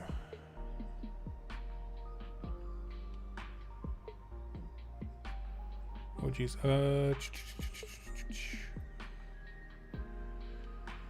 You write everything. There are no rules for the missions or objective. You want to go into a building and steal something and get out? You write it. See, I guess what I was more asking, like, I understand that aspect, and that's cool. I guess I was more thinking, like, are there rules for, like, how to interact with things in terms of, you know, we'll take your example. I want to go into the building and I want to steal a thing. Are there rules for how to interact with objects in order to steal them? Or, you know, one of the things I've said before about AOS, and one of the reasons I think it had quite a rough launch, is because they gave us a sandbox. And the problem is, if a sandbox is too big, there's no direction, it feels more like a desert. It feels like there's no content there, even though the whole point is that there's every bit of content. You just have to write it yourself. And so it can feel kind of strange in that way. I'm curious if, you know, do they give you tools for articulating how a mission goes, that kind of thing? Or is it truly just... Because if it is truly, you write everything, it's like, well then what's the book do? What's it teach you?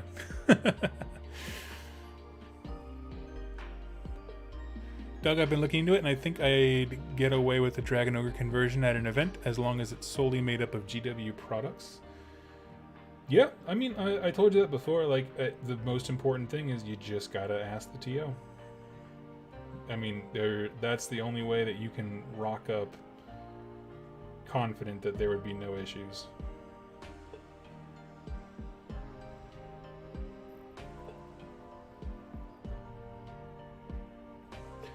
Because there'd be nothing less fun than showing up with your awesome looking conversion and then the TO going like, sorry, nope. Actually, they probably wouldn't say sorry. They'd probably just tell you to shut up. That's not true. TOs are nice. Talk to your TO.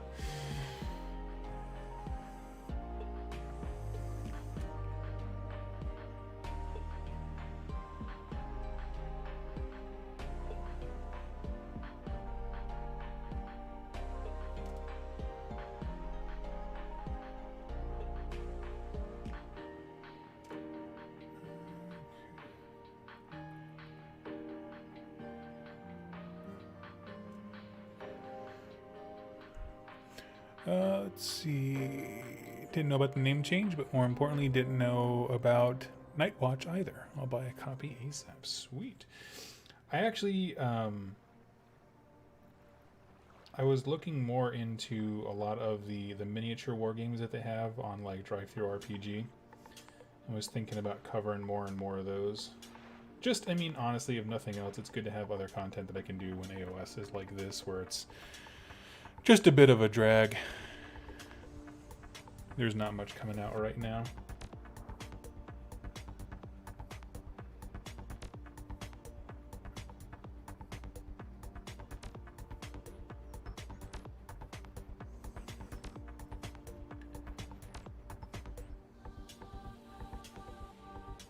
And I kind of, even though the white paint on this is a bit splotchy, I'm going to do some washes, and I'm actually going to leave it that way because I want eventually to make it look like the paint is very chipped and worn by, say, I don't know, 200 years of post-apocalyptic hellscape. So we can do that pretty easily, I think.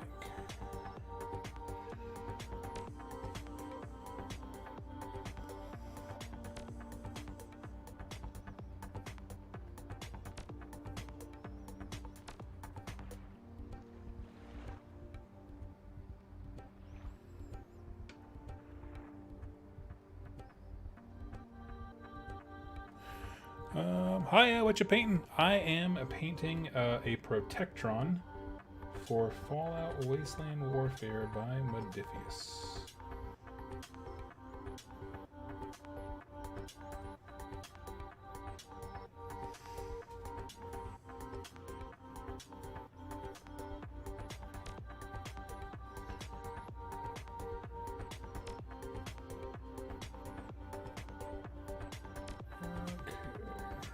I'm going to have one be a Protectron and the other one be a Securitron, the police version.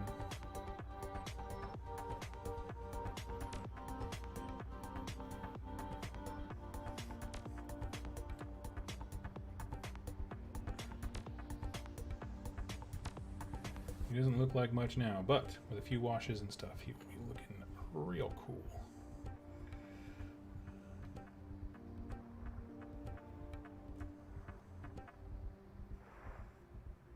Build up the most color in these big open areas.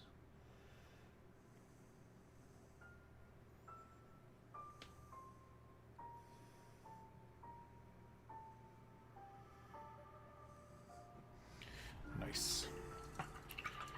Okay. Let's see here.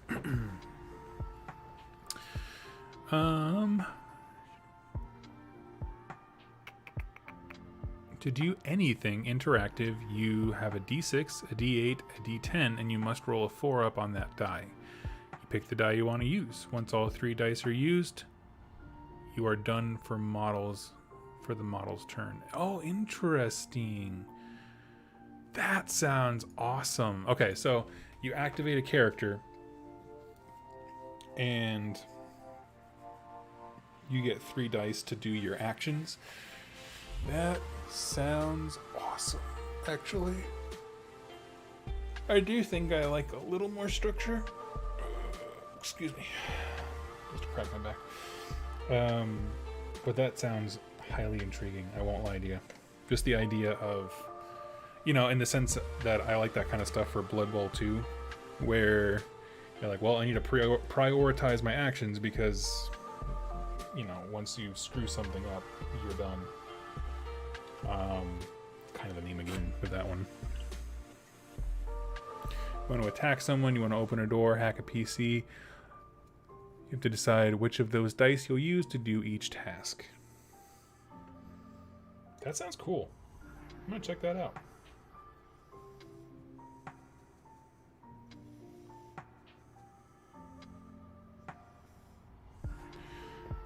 Hey Doug, Foundation or Crater? Oh, Crater. You gotta go Crater. Doug, what do you think about one-page rules? As a concept, or like, I mean, I recently discovered that there's like a company or channel or website that does those kinds of things. I like the idea of miniature games being accessible. It's a little bit hard to build a community around something that just has a page of rules, just because, I mean, you know, just like we're talking about here with, what was the name of the game? The game that Robert's talking about, I'm sorry, we were kind of going back and forth about the two different games you were suggesting. But, you know, you can have wildly different interpretations of what models do and say and that kind of thing. And so I find it a little bit harder the smaller the game is to kind of build a community around it.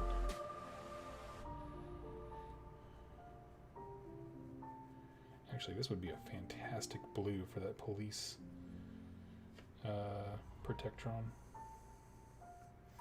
I'm going to go back and pick out the major details on this Assaultron, but for the most part, I'm liking this. It's very dark, though.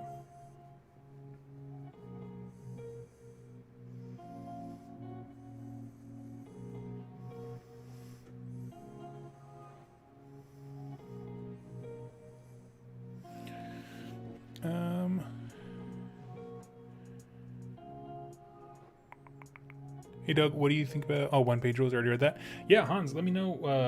Follow-up question, like, what did you mean by one-page rules? I'm happy to learn about more games. Always looking to learn more.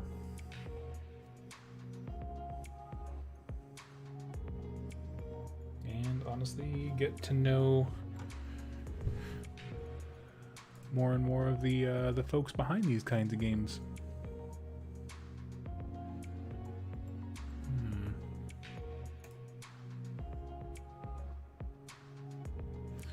Looking up the different Protectrons here. There is a police one. Okay. Yeah, let's do it. Let's just get right to it with this guy. So he just has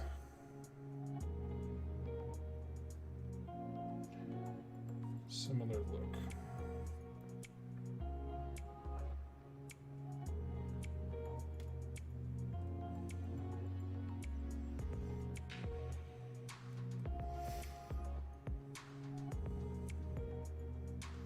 I'm not sure how well this is showing up on the screen, but instead of being, it doesn't look as dark in real life as it does on there, from what I'm seeing.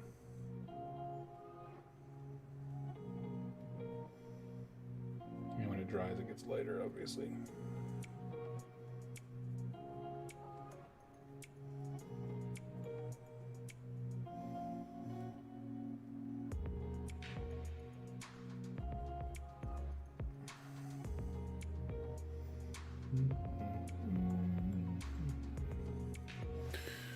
Oh, I moved my chat. Sorry, everybody.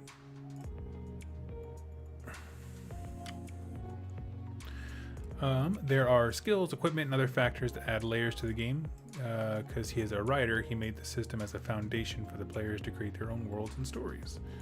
We've been using Exploit Zero in Cyberpunk Red and Night Watch for Dark Souls. Sweet! Night Watch for Dark Souls, that sounds rad. One Page Rules is great, been using that site for years. Oh, sweet. Okay, so I didn't know it was a website. So yes, please, regale me. Every time I do a live show, I learn some new nerd thing that just changes the paradigm of my little life, and I'm just like, well, this is the greatest thing ever. How come nobody else is talking about this? That's Jack can attest from Rerolling Ones. That's basically what being my friend is like, is just watching Doug be like, oh my god, you guys, this is incredible, and then get excited, and like 2 weeks later, just like fall off the face of the earth about it.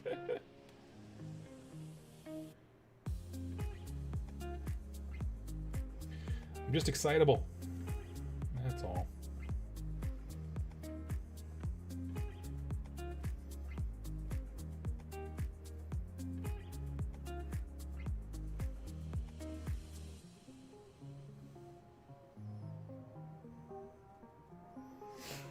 Let's see.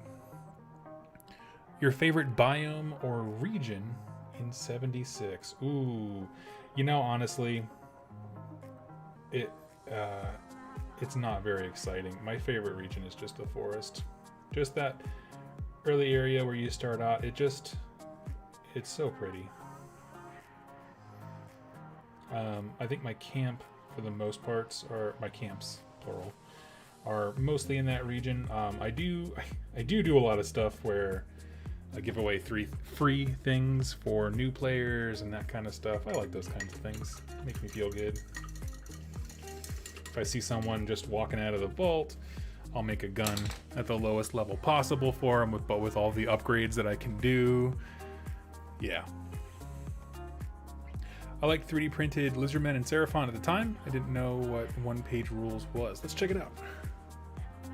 Oh, one of the things I wanted to show earlier when we were talking about single-player games, for Fallout Wasteland Warfare, all the information is free, and each one of these things is items, perks, power armor. There's a co-op mode, there's an AI mode, there's scenarios, which are different than quests, which, you know, we were talking about that before. All kinds of stuff. Anyway, I just wanted to show that off. Let's see here. What are we calling it? One-page rules?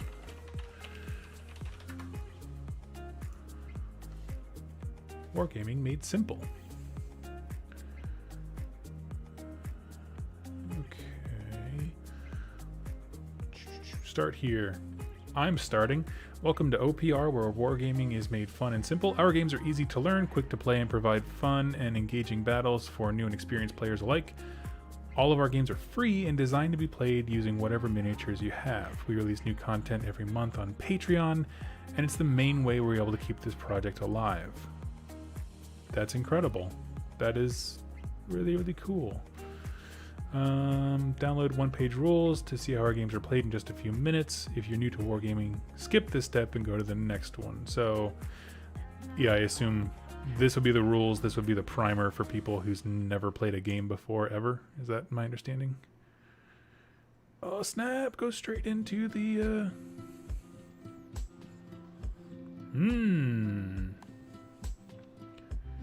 When the rules are unclear, use common sense. I feel like that this is okay. You know what? Let's have a real talk moment here.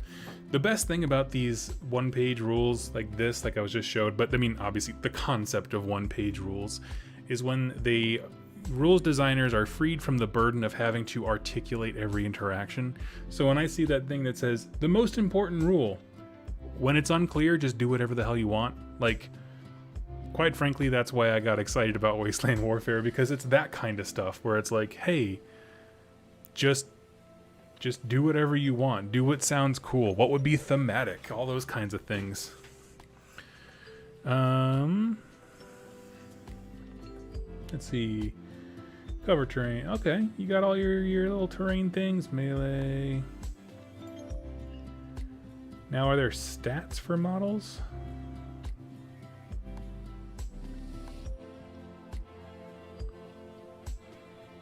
Oh, geez, a 6x4 surface. Blah.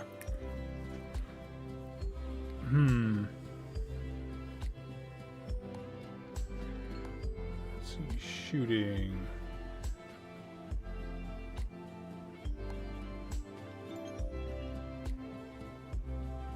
So is there, I mean, there has to be more than this page, right? Because there's no stats on anything. So this is their old school table size. Yeah. I'm looking to see. I don't see any stats for those kinds of things. I will download and print the rules tomorrow. I'm really interested in it. Yeah. They seem cool. I don't really fully get it. But I'm here for it.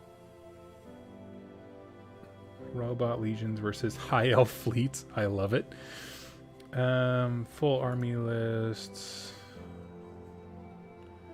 Okay, so is this where everything's located at? Aha. Okay.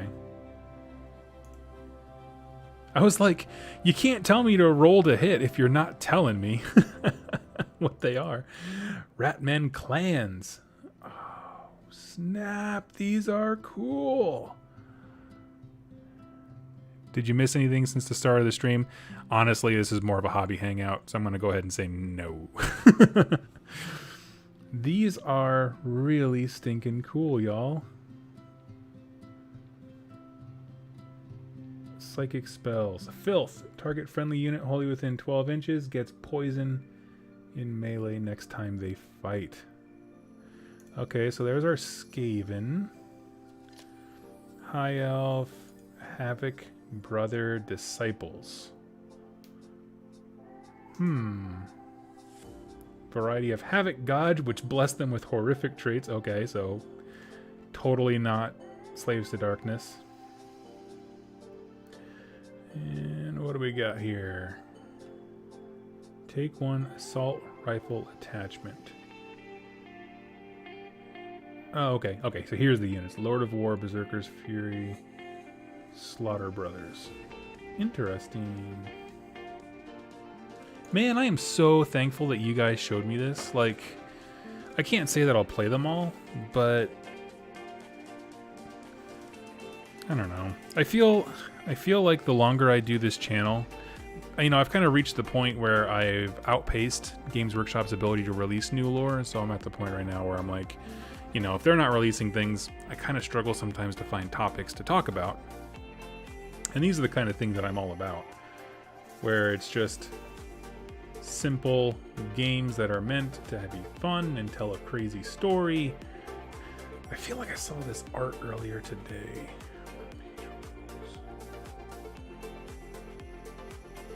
You know what? I think I know these guys. I do. Hey, y'all want to know something super exclusive? I didn't realize it until I clicked on their Patreon, but I was recently emailed by a company called OPR, and they asked me to talk about some of their STL files and that kind of thing. But I am definitely going to reach back out to them and chat about them. This is so cool. I was actually, I recognized it because one of the things they sent me had this cover of the Totally Not Gene Stealer. And so, yeah. Dadgum, that is just the coolest frickin' thing. I am so glad that I figured this out. Well, I mean, I figured out that they were the same company. Y'all led me to it, so I'm very grateful for it. News, what you got? Are you waiting for the writing jam? This is a 48-hour story writing marathon focused on writing one-page stories set in the OPR universe. I like the art a lot. I'll be honest, it's my favorite kind of art. Like, I love the black and white old style. What are one-off games? Arena, Army Combat Men.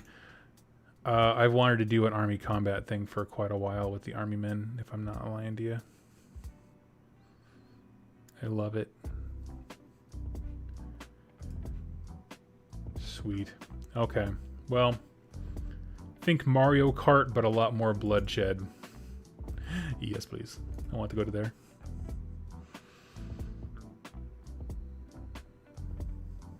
Man.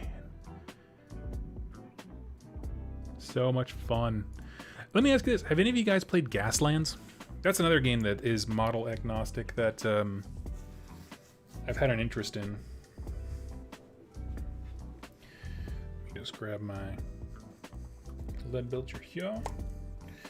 Just gonna tidy up the Protectron we started. I'd love to know more about that game, if you guys have.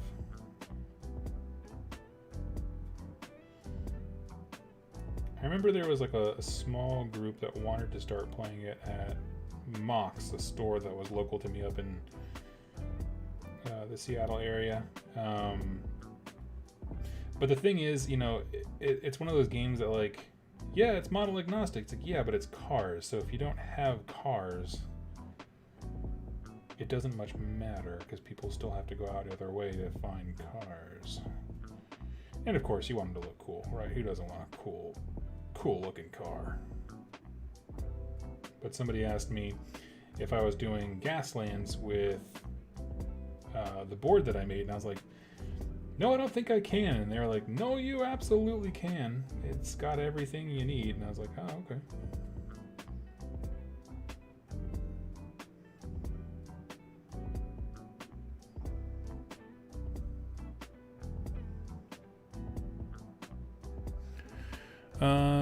I bought way too many Hot Wheels cars. Gaslands is the best.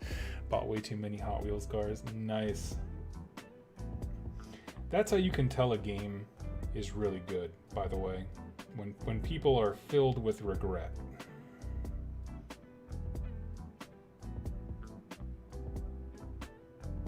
Right? Or just like, you know, no matter what the game is, I mean, obviously there's lots of Warhammer fans who buy too much stuff just because they love Warhammer and they want to support Games Workshop and everything like that.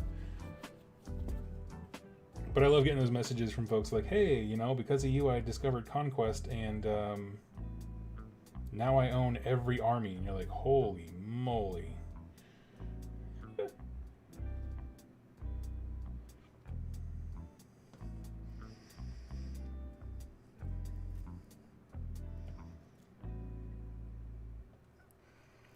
I haven't tried Refueled yet, but I hear it's great. Refueled. So I assume that would be like an expansion type thing.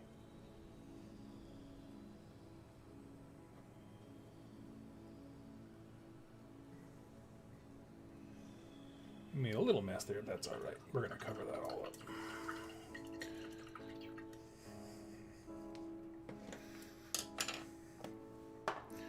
Grab my Black Templar. Man, I'm so excited about learning about the one-page rules. That just made my day.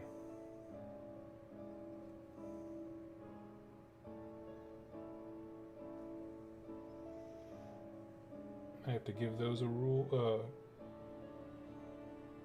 Take them out for a test spin with these guys, since I'm not quite ready for the full Fallout experience yet.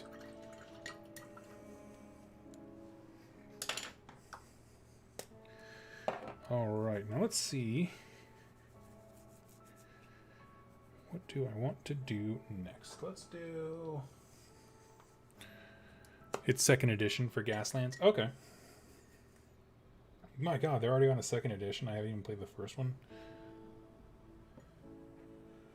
My thing with covering those kinds of games, and I'll just give you all a little peek behind the curtain, is just, frankly, people won't want to watch it. You know what I mean? It's just when you get into niche games like that, you know, I know that there are channels that cover them, like Ash and Gorilla Miniature Games. He does a great job covering some of those more obscure titles. And I just never... I had this fear in the back of my head, and I'm sure it's like a imposter syndrome type thing, that it's like, if I stop talking specifically about Age of Sigmar, everyone's going to leave, and I don't know. There's just something about that that's just a very real thing to me, you know, and not that I feel trapped talking about Age of Sigmar. I love the game, love the setting. But there are just so many ways to approach game design, and it's just it's an industry that just fascinates me with, because when you look at like a rule set, you're not just looking at like how a game functions, you're looking at how a person, you know, or people, the rules writing team, convey information. It's a really interesting way that humans communicate that nothing else does. So the more rules I look at, the more I'm like, man, there are just so many ways to articulate an event happening, whether that event is like attack or defend, you know, whatever it is, it doesn't matter. But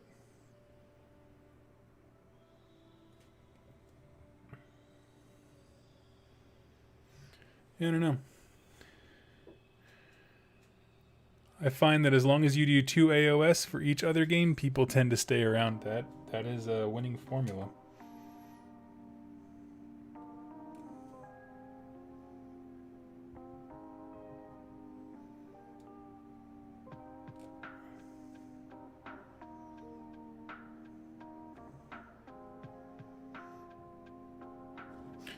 Let's see.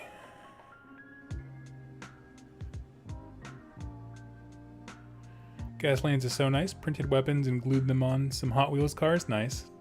OPR has a Gaslands game too. Yeah, I saw that. Just hovering there. I'm like,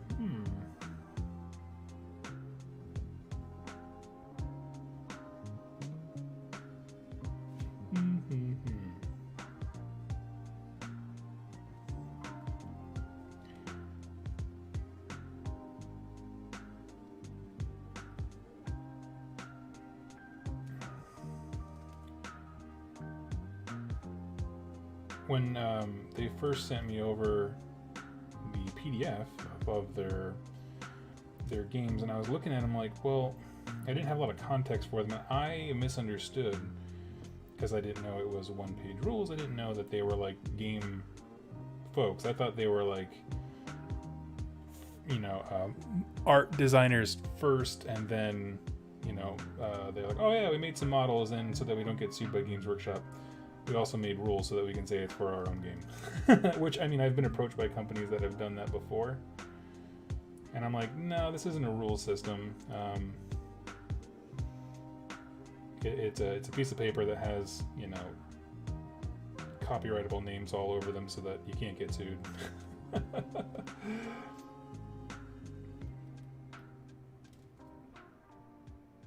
Which is fine. But it's not, something I want to talk about on the channel. Let's see. GW pricing has always been an issue, and that's why I'm exploring other easy accessible games. What's interesting is that you bring up GW pricing, and yes, that's always an issue. Like, I can see it in my comments, Lord knows my affiliate link blew up when for Conquest when Games Workshop started talking IP changes or IP policy changes. People were like, screw this, and just left, and that's fine. That's why I suggest other games. It's not like if you don't like it, get out. It's more like your life is too short to spend wasting on something you don't like. So hey, here are some other games that you might enjoy. But Conquest is one of those. If you don't like Age of Sigmar and it's pricing you out, Conquest, come join us. Catch the fever. But my point in all that is, you mentioned something that was very important, and that is accessibility. Where the older I get, and I'm 32, but older is relative. The older I get, the more I realize that accessibility of games is way more important than mechanics or depth or anything. Like, I'll give you an example. I'm planning on playing some Wasteland Warfare. But the accessibility of it is paramount to teaching it, because it's supposed to be a one-player experience, and if I can't enjoy it, what the hell am I doing? And so it's just been interesting. As I'm looking at this rule set, I'm looking at others. Like I said, I recently was learning about Stargrave, and it's just like, man, the easier you can make your game to get into, the more successful you will be. And I don't know. Some companies just really seem to struggle with that concept.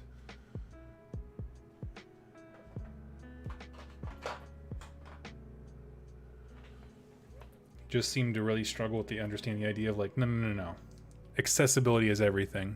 Like, I saw on the one-page rules, and I know there's another company that does it as well. They have like rules for army men. So you can go, I was at Walmart yesterday, I saw one of those big box of green and tan army men. You just buy those. It was $10. Boom. 2 armies. It's like, what? Now that is an accessible game. Is it a good game? I don't know.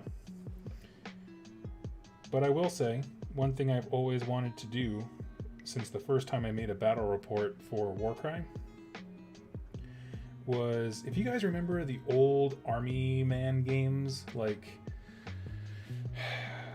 Sarge's Heroes, that kind of stuff, where you were a green army man fighting tan soldiers, but you got dropped off in the real world, and so you're like taking cover behind a rubber duck as you're walking across the ridge of a bathtub, like these crazy scenarios.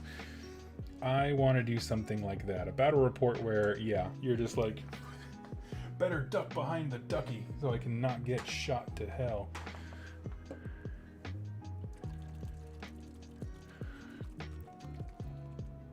I think Games Workshop is a bit too big to grasp that now. I tend to agree. I think they're, you know, they have their player base, they have their fans. I mean, heck, all the Rerolling One guys, not all of them. Shu is still interested in other games, but like Brent and Jack, too, like, you know, they like Games Workshop as an intellectual property and as a company, and they're not interested in anything else. But that's totally cool.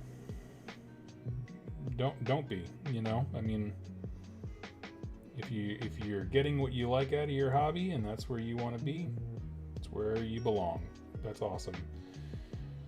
But when it comes to, like, you know, what the most successful part of this channel, to be honest with you, has been get started videos, because the games just aren't accessible. Like, people can't just intuitively pick up a box of models and be like, oh, I play this now, you know, like you can for all the games we were talking about earlier today. It's like, no, this is like a whole thing.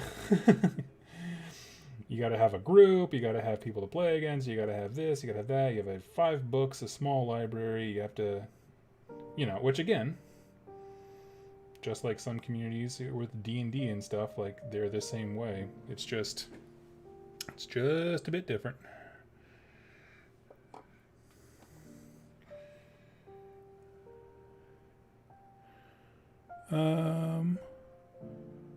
Hey Doug, popping back in here because I had picked up a kit for a War Stomper and was hoping to pick your brain and the chat's brain for some naming my Cruel Boys mercs. Naming your Cruel Boy mercs. So wait, I'm a bit confused. So you have Cruel Boys that are mercenaries? That's cool. Explain your story. And I would love to hear it, because that sounds rad.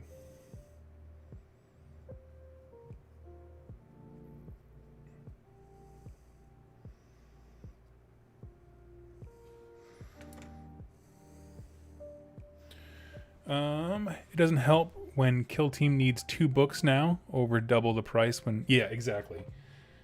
That, you know...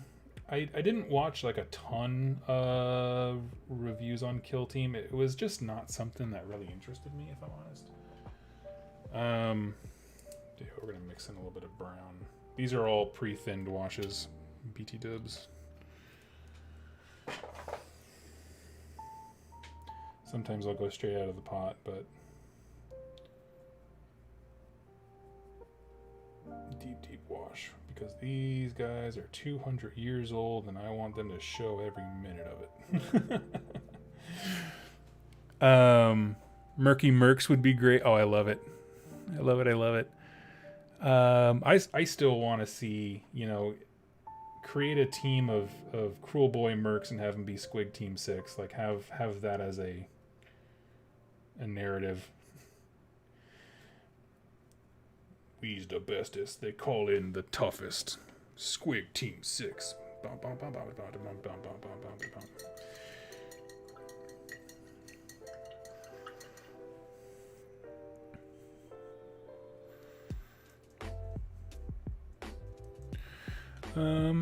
My town local shop is quite weird, as they are not selling food or beer, so my country lockdown rule does not apply to the shop.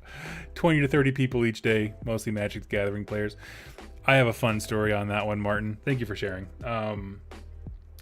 So on the end of mankind, the true end of empires known as Facebook. No, actually, this is on Twitter. I'm going to say it still applies. On Twitter, I posted a picture of locally up in Cedar Rapids. There was a 96 person, which then expanded to a 108 person Magic the Gathering tournament. I just shared a picture of it and I was like, this is happening. I just don't think it's like great. And that's all it was. I wasn't like an indictment on anyone who was there, and I wasn't calling them morons. I wasn't doing anything like that. And this gentleman, who I assume found me through the hashtag Magic the Gathering thing, started arguing that, like, yeah, you know, there's no lies going on. There's no fraud. It's no one's being lied to. I'm like, yeah, it's literally not what we're talking about. No one, I mean, I'm not saying that you guys are doing anything illegal. I'm just saying that maybe we should just kind of ease up a bit. And that did not go over well with him at all. So yeah, I'm just gonna take a little bit of this blue and put it in here. I think that looks rad.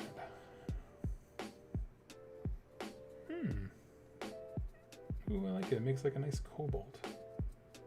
And this is like super thinned out lead bilge here. If it looks a little clunky and chunky, that would be why.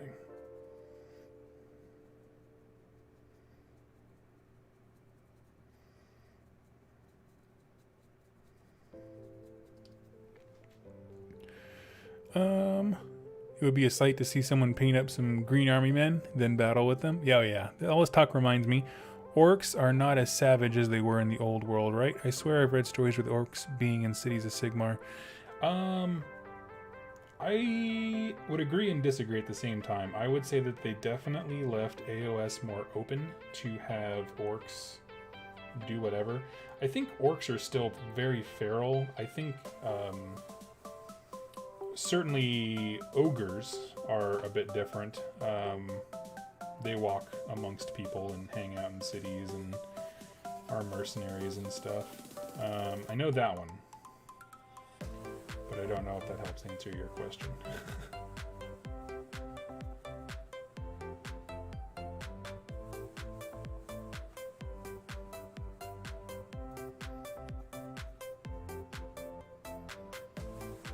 So when I bought this box, this is for those of you who are newer, this is Fallout Wasteland Warfare minis.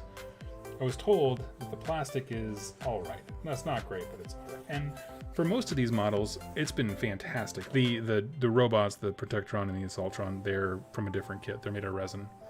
But the plastic minis are generally pretty good, I will say, except for this Brotherhood of Steel model. The detail is just not there. It looks cool. I'm gonna make it look rad, but it's just a little interesting.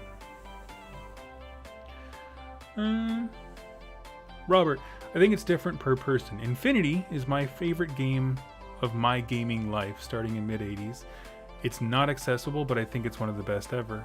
Accessible gets people in, but it doesn't keep people in. I didn't like Warcry, but I would recommend it as my first war game to anyone looking to jump into the hobby. That is very well said. And I would agree with that. Like, I do think accessibility,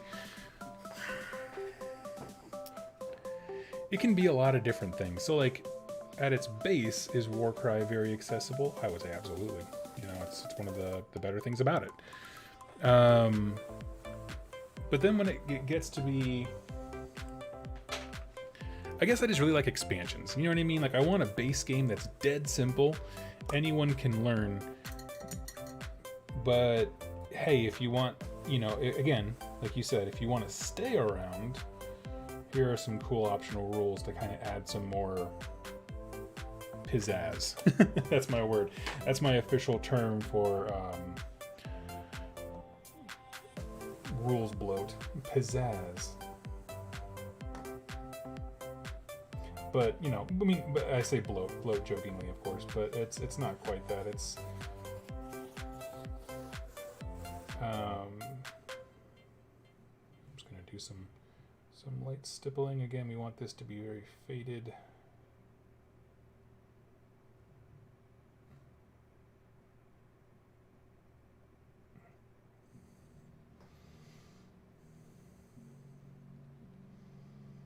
And we'll go back over later and kind of pick out some of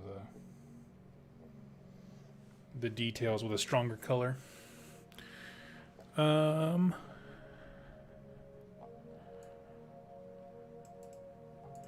feel like theirs is probably great STL for Brotherhood of Steel members. I'm sure there are. Blood Bowl is an alternate universe, though. Yeah, for sure. I'm left wondering if there are Enclave minis available. Only time I care for the authoritarian forces is in fiction. There are Enclave minis.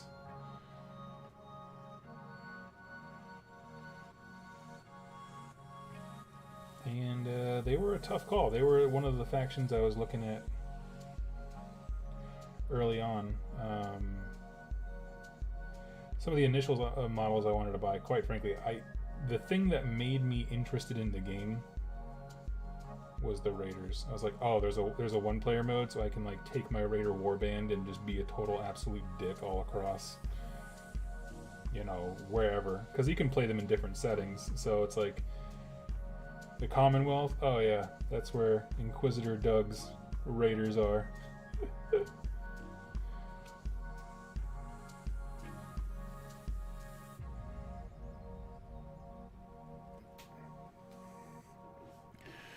Ooh, Fallout just reinstalled Fallout 4 Game of the Year. Oh, nice. That's awesome. I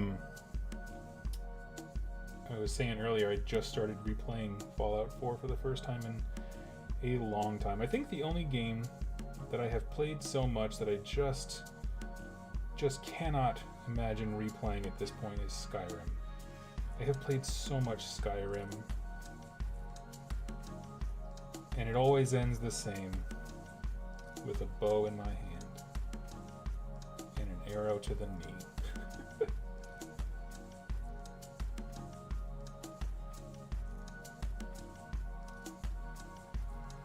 Which are some meta jokes for you if you are into that kind of thing. I encourage you to give Fallout 76 a go. Oh yes, I love 76. I am user DE Griggs if you play on PC. I haven't been on in a bit, actually, now that I think about it. I got busy. Fallout 4 is nice because I can be downstairs with Jess and just kind of hang out while she's writing.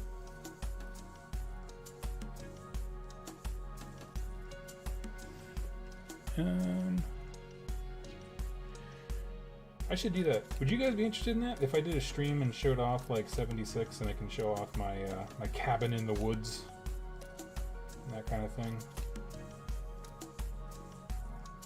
I should do that. Maybe I should just do live streams to just kind of showcase some of the weird crap I'm into. Y'all can watch me get brutally murdered as Princess Leia in Star Wars Battlefront 2.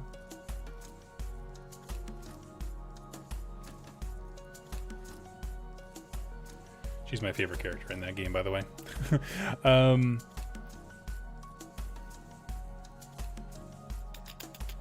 Hey, Hugh. Take it easy, buddy. HeroClix. HeroClix is that's a wildly accessible game. Good call on that one. There was a brief moment, because HeroClix has been around a good chunk of time. I'm not going to say forever, but a good chunk of time. I remember having some of them, but I never learned how to play. So I just kind of made up my own rules.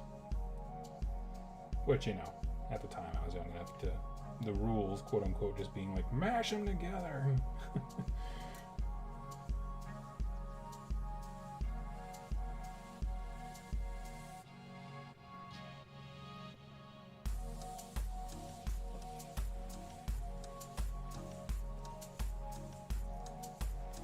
Nice. I think he looks sufficiently grody. He's painted, but he looks kind of dirty. I still have the trim of his glass thing to go over.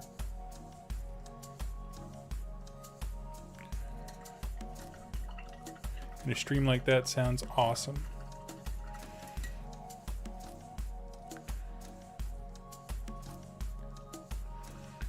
I'm always dies for live streams.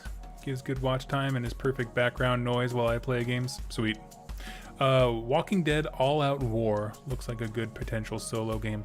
Now, I would agree with you. Actually, there's a lot of things about All-Out War that have really caught my eye. And certainly one of them is just the fact that, like, if you're not familiar with it, essentially, it's a normal skirmish style game. It's not too dissimilar from anything that I play here. I'm just making some lighter metallics for the other Protectron. It's not, shoulders and heads different from anything else that I play. But what's different about it that I like is that there's a noise mechanic. So you're always trying to stay silent so the zombies can't find you and get you. And so in that game, yeah, it's represented by like basically how stealthy can you be.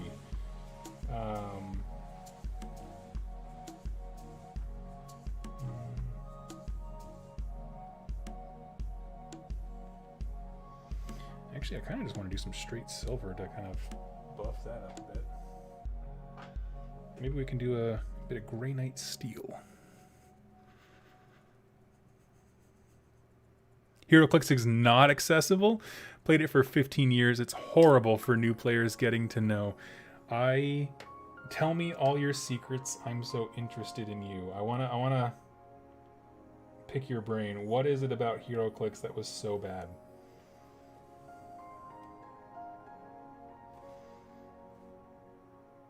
And if anyone gets that reference, tell me all your secrets. I'm so interested in you. I would love to know.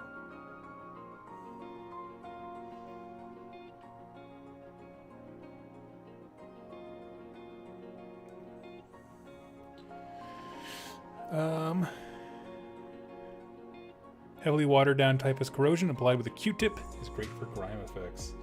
Oh yes, yeah. I've been playing with typhus corrosion earlier today as well. I'm just kind of... I'm going to do a typhus corrosion thing, but what I'm doing right now is just picking out some lighter colors and kind of blotching them on so it looks like the paint's faded in some areas in addition to rusting, which I'll do later with the typhus corrosion. I just want to make it look like the surface is very like inconsistent, right? Some paint parts have withered away, others not so much. Just to make him look a little bit splotchy. Dude should look a little bit splotchy.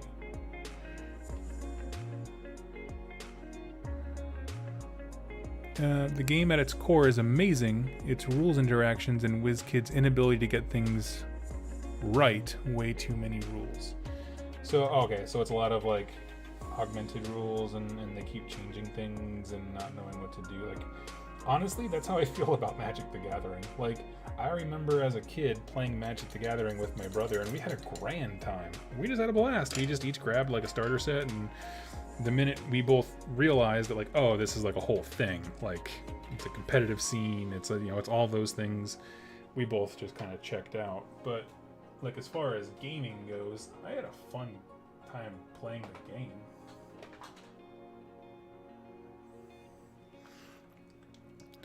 The new rulebook is about 20 pages and is missing basic rules for the maps. The comprehensive rules are 90 plus pages. Go F that.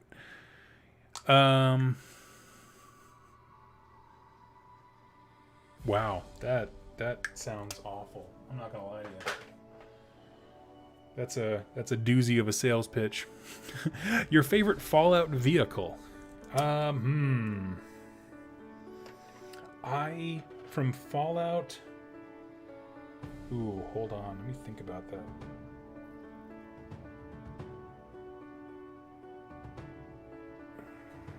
Favorite Fallout vehicle?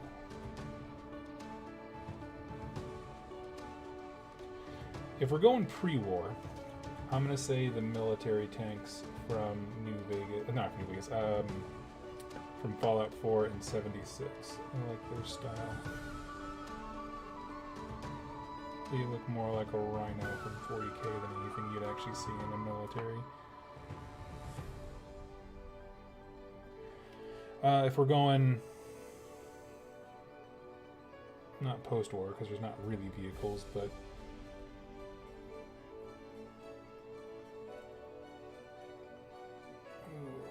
let's see. I like that. I also like the tiny little Corvega cars that are just like one-seaters. That just looks so stupid. Like, I like that the world of tomorrow happened and it looked exactly as impractical as it always did in those stupid old 50s movies.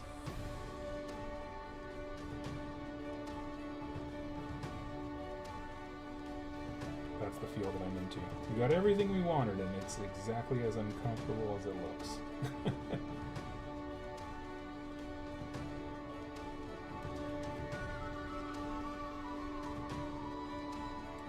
calling this guy done. I like him a lot. Oh, I still got new rust and stuff. That's right.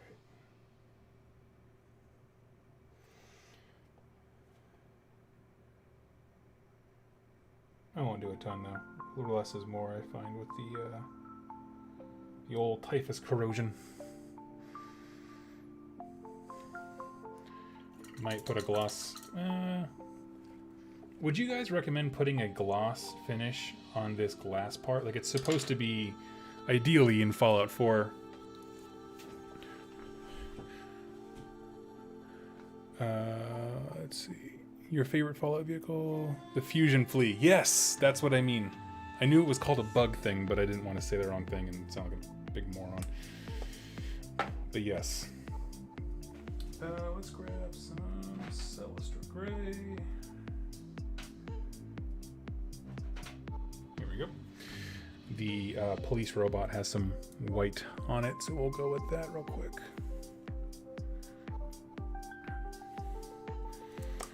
Just because I want to get the white down before I start tackling the rust effects.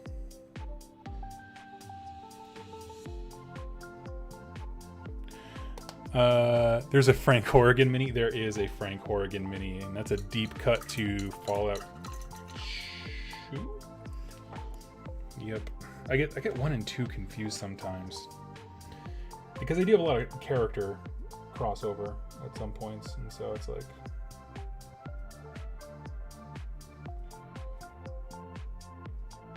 my brain can only hold so much.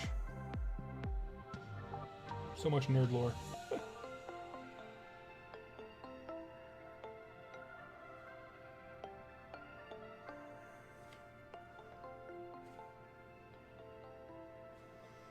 There we go, got that. Let's see. If you like superheroes, check out Super Mission Force 2nd Ed. Simple D6 system. Create your own heroes and villains. No points. Super in-depth campaign. That's cool. Right on. Honestly, for superhero games, one that I didn't realize I would enjoy as much as I did was Marvel Crisis Protocol. I feel like they hit a really good point. Now the models, for the official models anyway, can be quite pricey, but I think the rules system as a whole, all the rules you can find for free online, and I do think that they are quite well written in terms of. I asked my buddy Dan. He was trying to get me into Crisis Protocol, and my question to him was like, I don't like playing games where it's all named characters because I feel like there's no room for narrative, for storytelling, because it's all very much preset. And I was like, so would you consider Crisis Protocol to be a very narrative game? And he said, yes and no respectively. Yes, in the sense that, well, I guess no in the sense that, yes, these are all named characters, you don't make your own hero or whatever, but the other sense and the other thing to consider is the fact that those characters, when you bring them, act in a very thematic way. And I was like, okay, I'm into that. But yeah.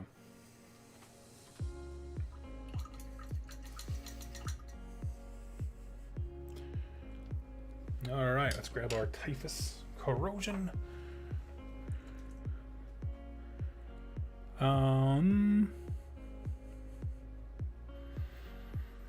Favorite power armor in this series? For me, it's the excavator.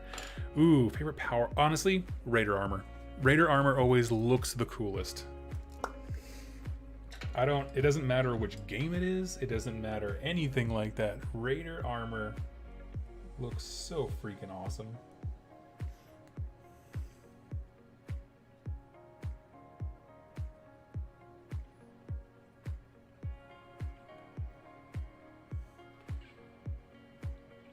It's what I'm there for.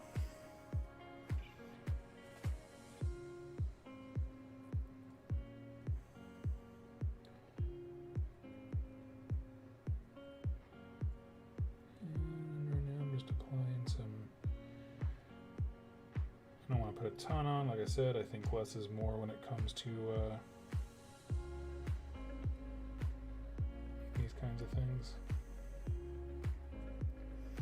But we'll just throw a few chips and scratches everywhere.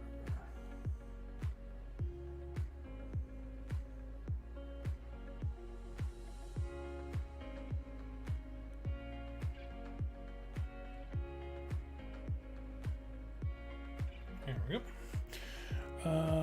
There are rules for henchmen. They move and act like squads. The campaign is based around plots and characters' interactions. It can be co-op, solo, versus... Nice. Man, this has been... I was actually not going to go live today. I was like, I'll give myself the day off. Been writing a lot of notes lately. And I was like, you know what? No, I want to hang out with people. And I'm so glad I did, because these are awesome sounding games y'all are throwing out.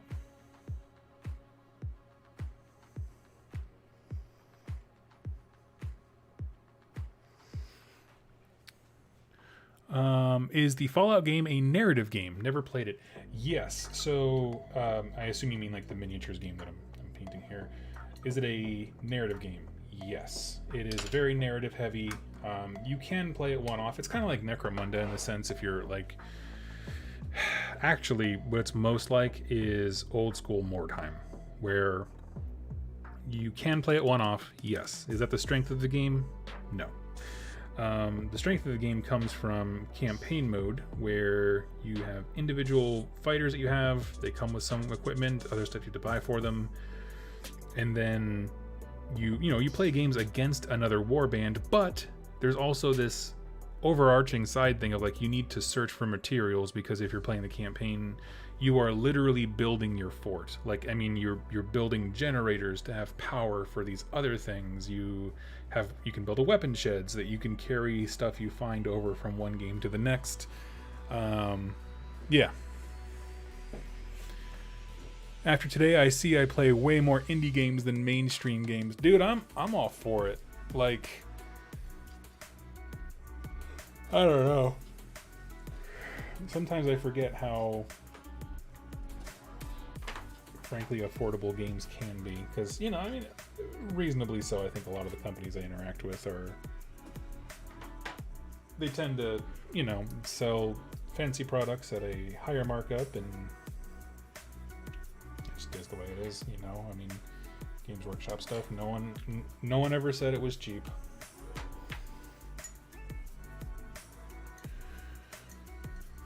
I'm a huge comic book nerd, and SMF2 is hands down my favorite comic game. Nice. I'm glad you do, because I have 4 games on my list. Yeah, same. You got me with the one-page rules.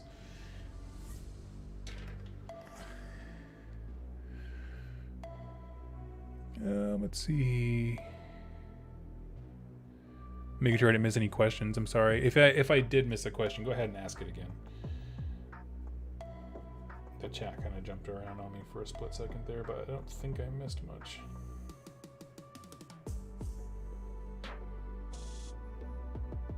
Now, this is my favorite part, which is just painting the base. Because when you paint a model, when it's on its base, sometimes the color looks very different when it's no longer like the dominant thing you're seeing. So like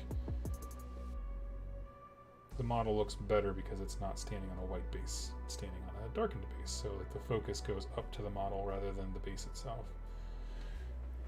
And I think he's coming along real well. As for our cop version here, the Securitron.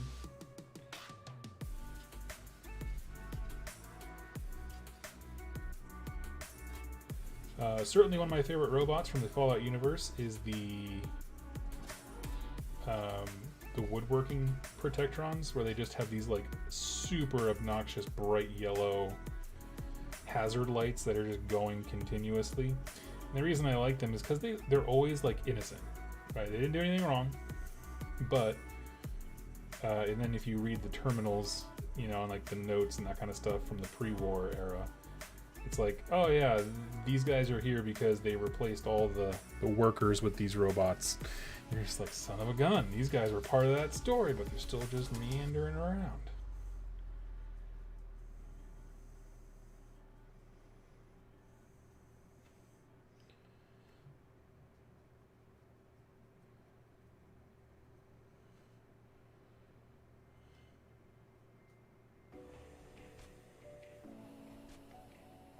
Maybe I'll do that tomorrow. The next day I'll do a Fallout stream. Show off my my camp. Maybe I'll just build a new one. Honestly, the camp building stuff is super fun to me. Like, I know a lot of people complain about it as not their favorite Bethesda system, but I've always enjoyed it. Certainly enjoy it more in 76 than I did in 4.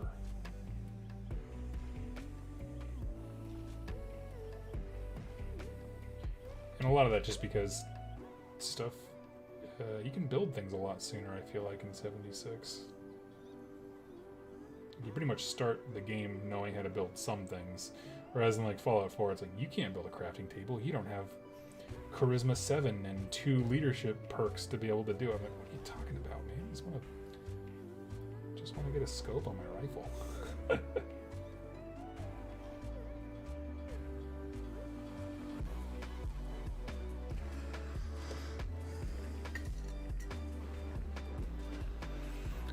Let's see.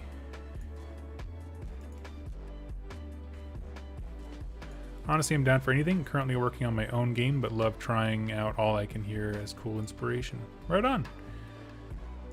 I'll be honest, one of the things that I want to do in my life is I do want to work as a lore and background writer for a game. But I don't know what that would look like because I don't know what kind of game I'd want to sign up for. You know what I mean? Like, that's a big commitment of like, hey, this is a product that I've worked on, or a project that I've worked on. I don't know. Because then most of the games that I look at that have had, oh, sorry, that's the wrong one. You know, by indie publishers, they don't typically have a very deep universe, right? I mean, like, you know, all the one-page rules things. It's just like, here's your game. Like, well, what's the universe we're playing in? It's like, well, you decide. Which is great, but at the same time, it's like, well, if I want to be someone who writes a universe, getting hitched to a creator who's making a game that's, you know, lore agnostic doesn't make any sense.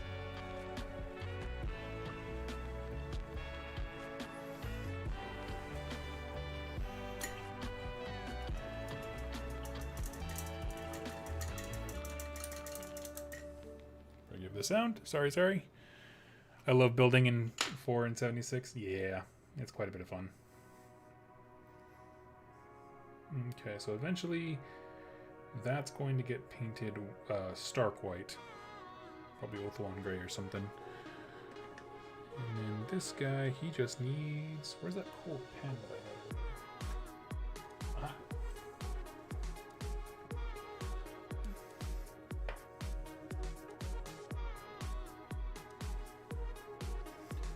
The old rust pencil.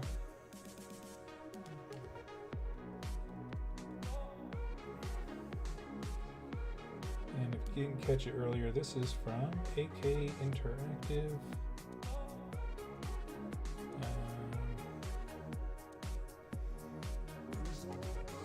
It's like a weathering effects pencil. I gotta say, it's pretty cool. It works really well. Burp. I used to play Arcanum. Never go far, too busy to rob every shop that I found. I love it. I like the Fallout minis. We had planned on using them for a game system called This Is Not a Test. This Is Not a Test. I've heard that before. Is that one that, man, what's his name? Is it Ash from Guerrilla Miniature Games? Is that one of his? Because I know that he came out with a game, I believe. Right? Let's see. I'm going to look it up real quick. This is not a test. Oh, should probably add game.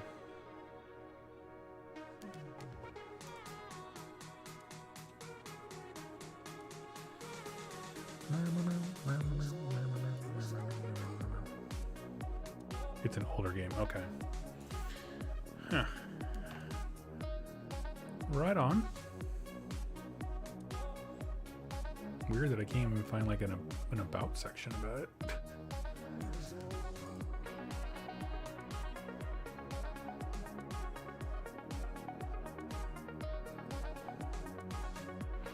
Okay, I'll have to look into it more later.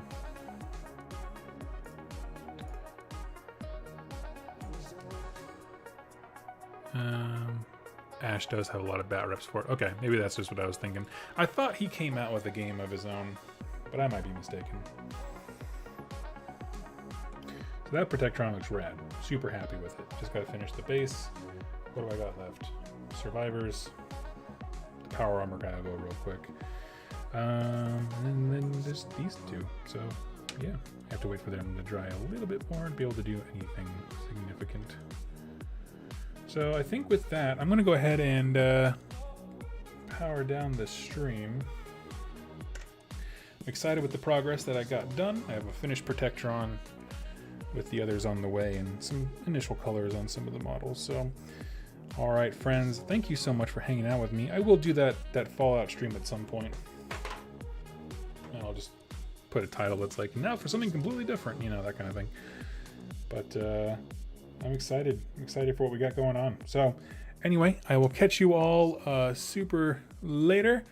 And yeah, anyway, you have yourselves a wonderful afternoon and happy wargaming to you.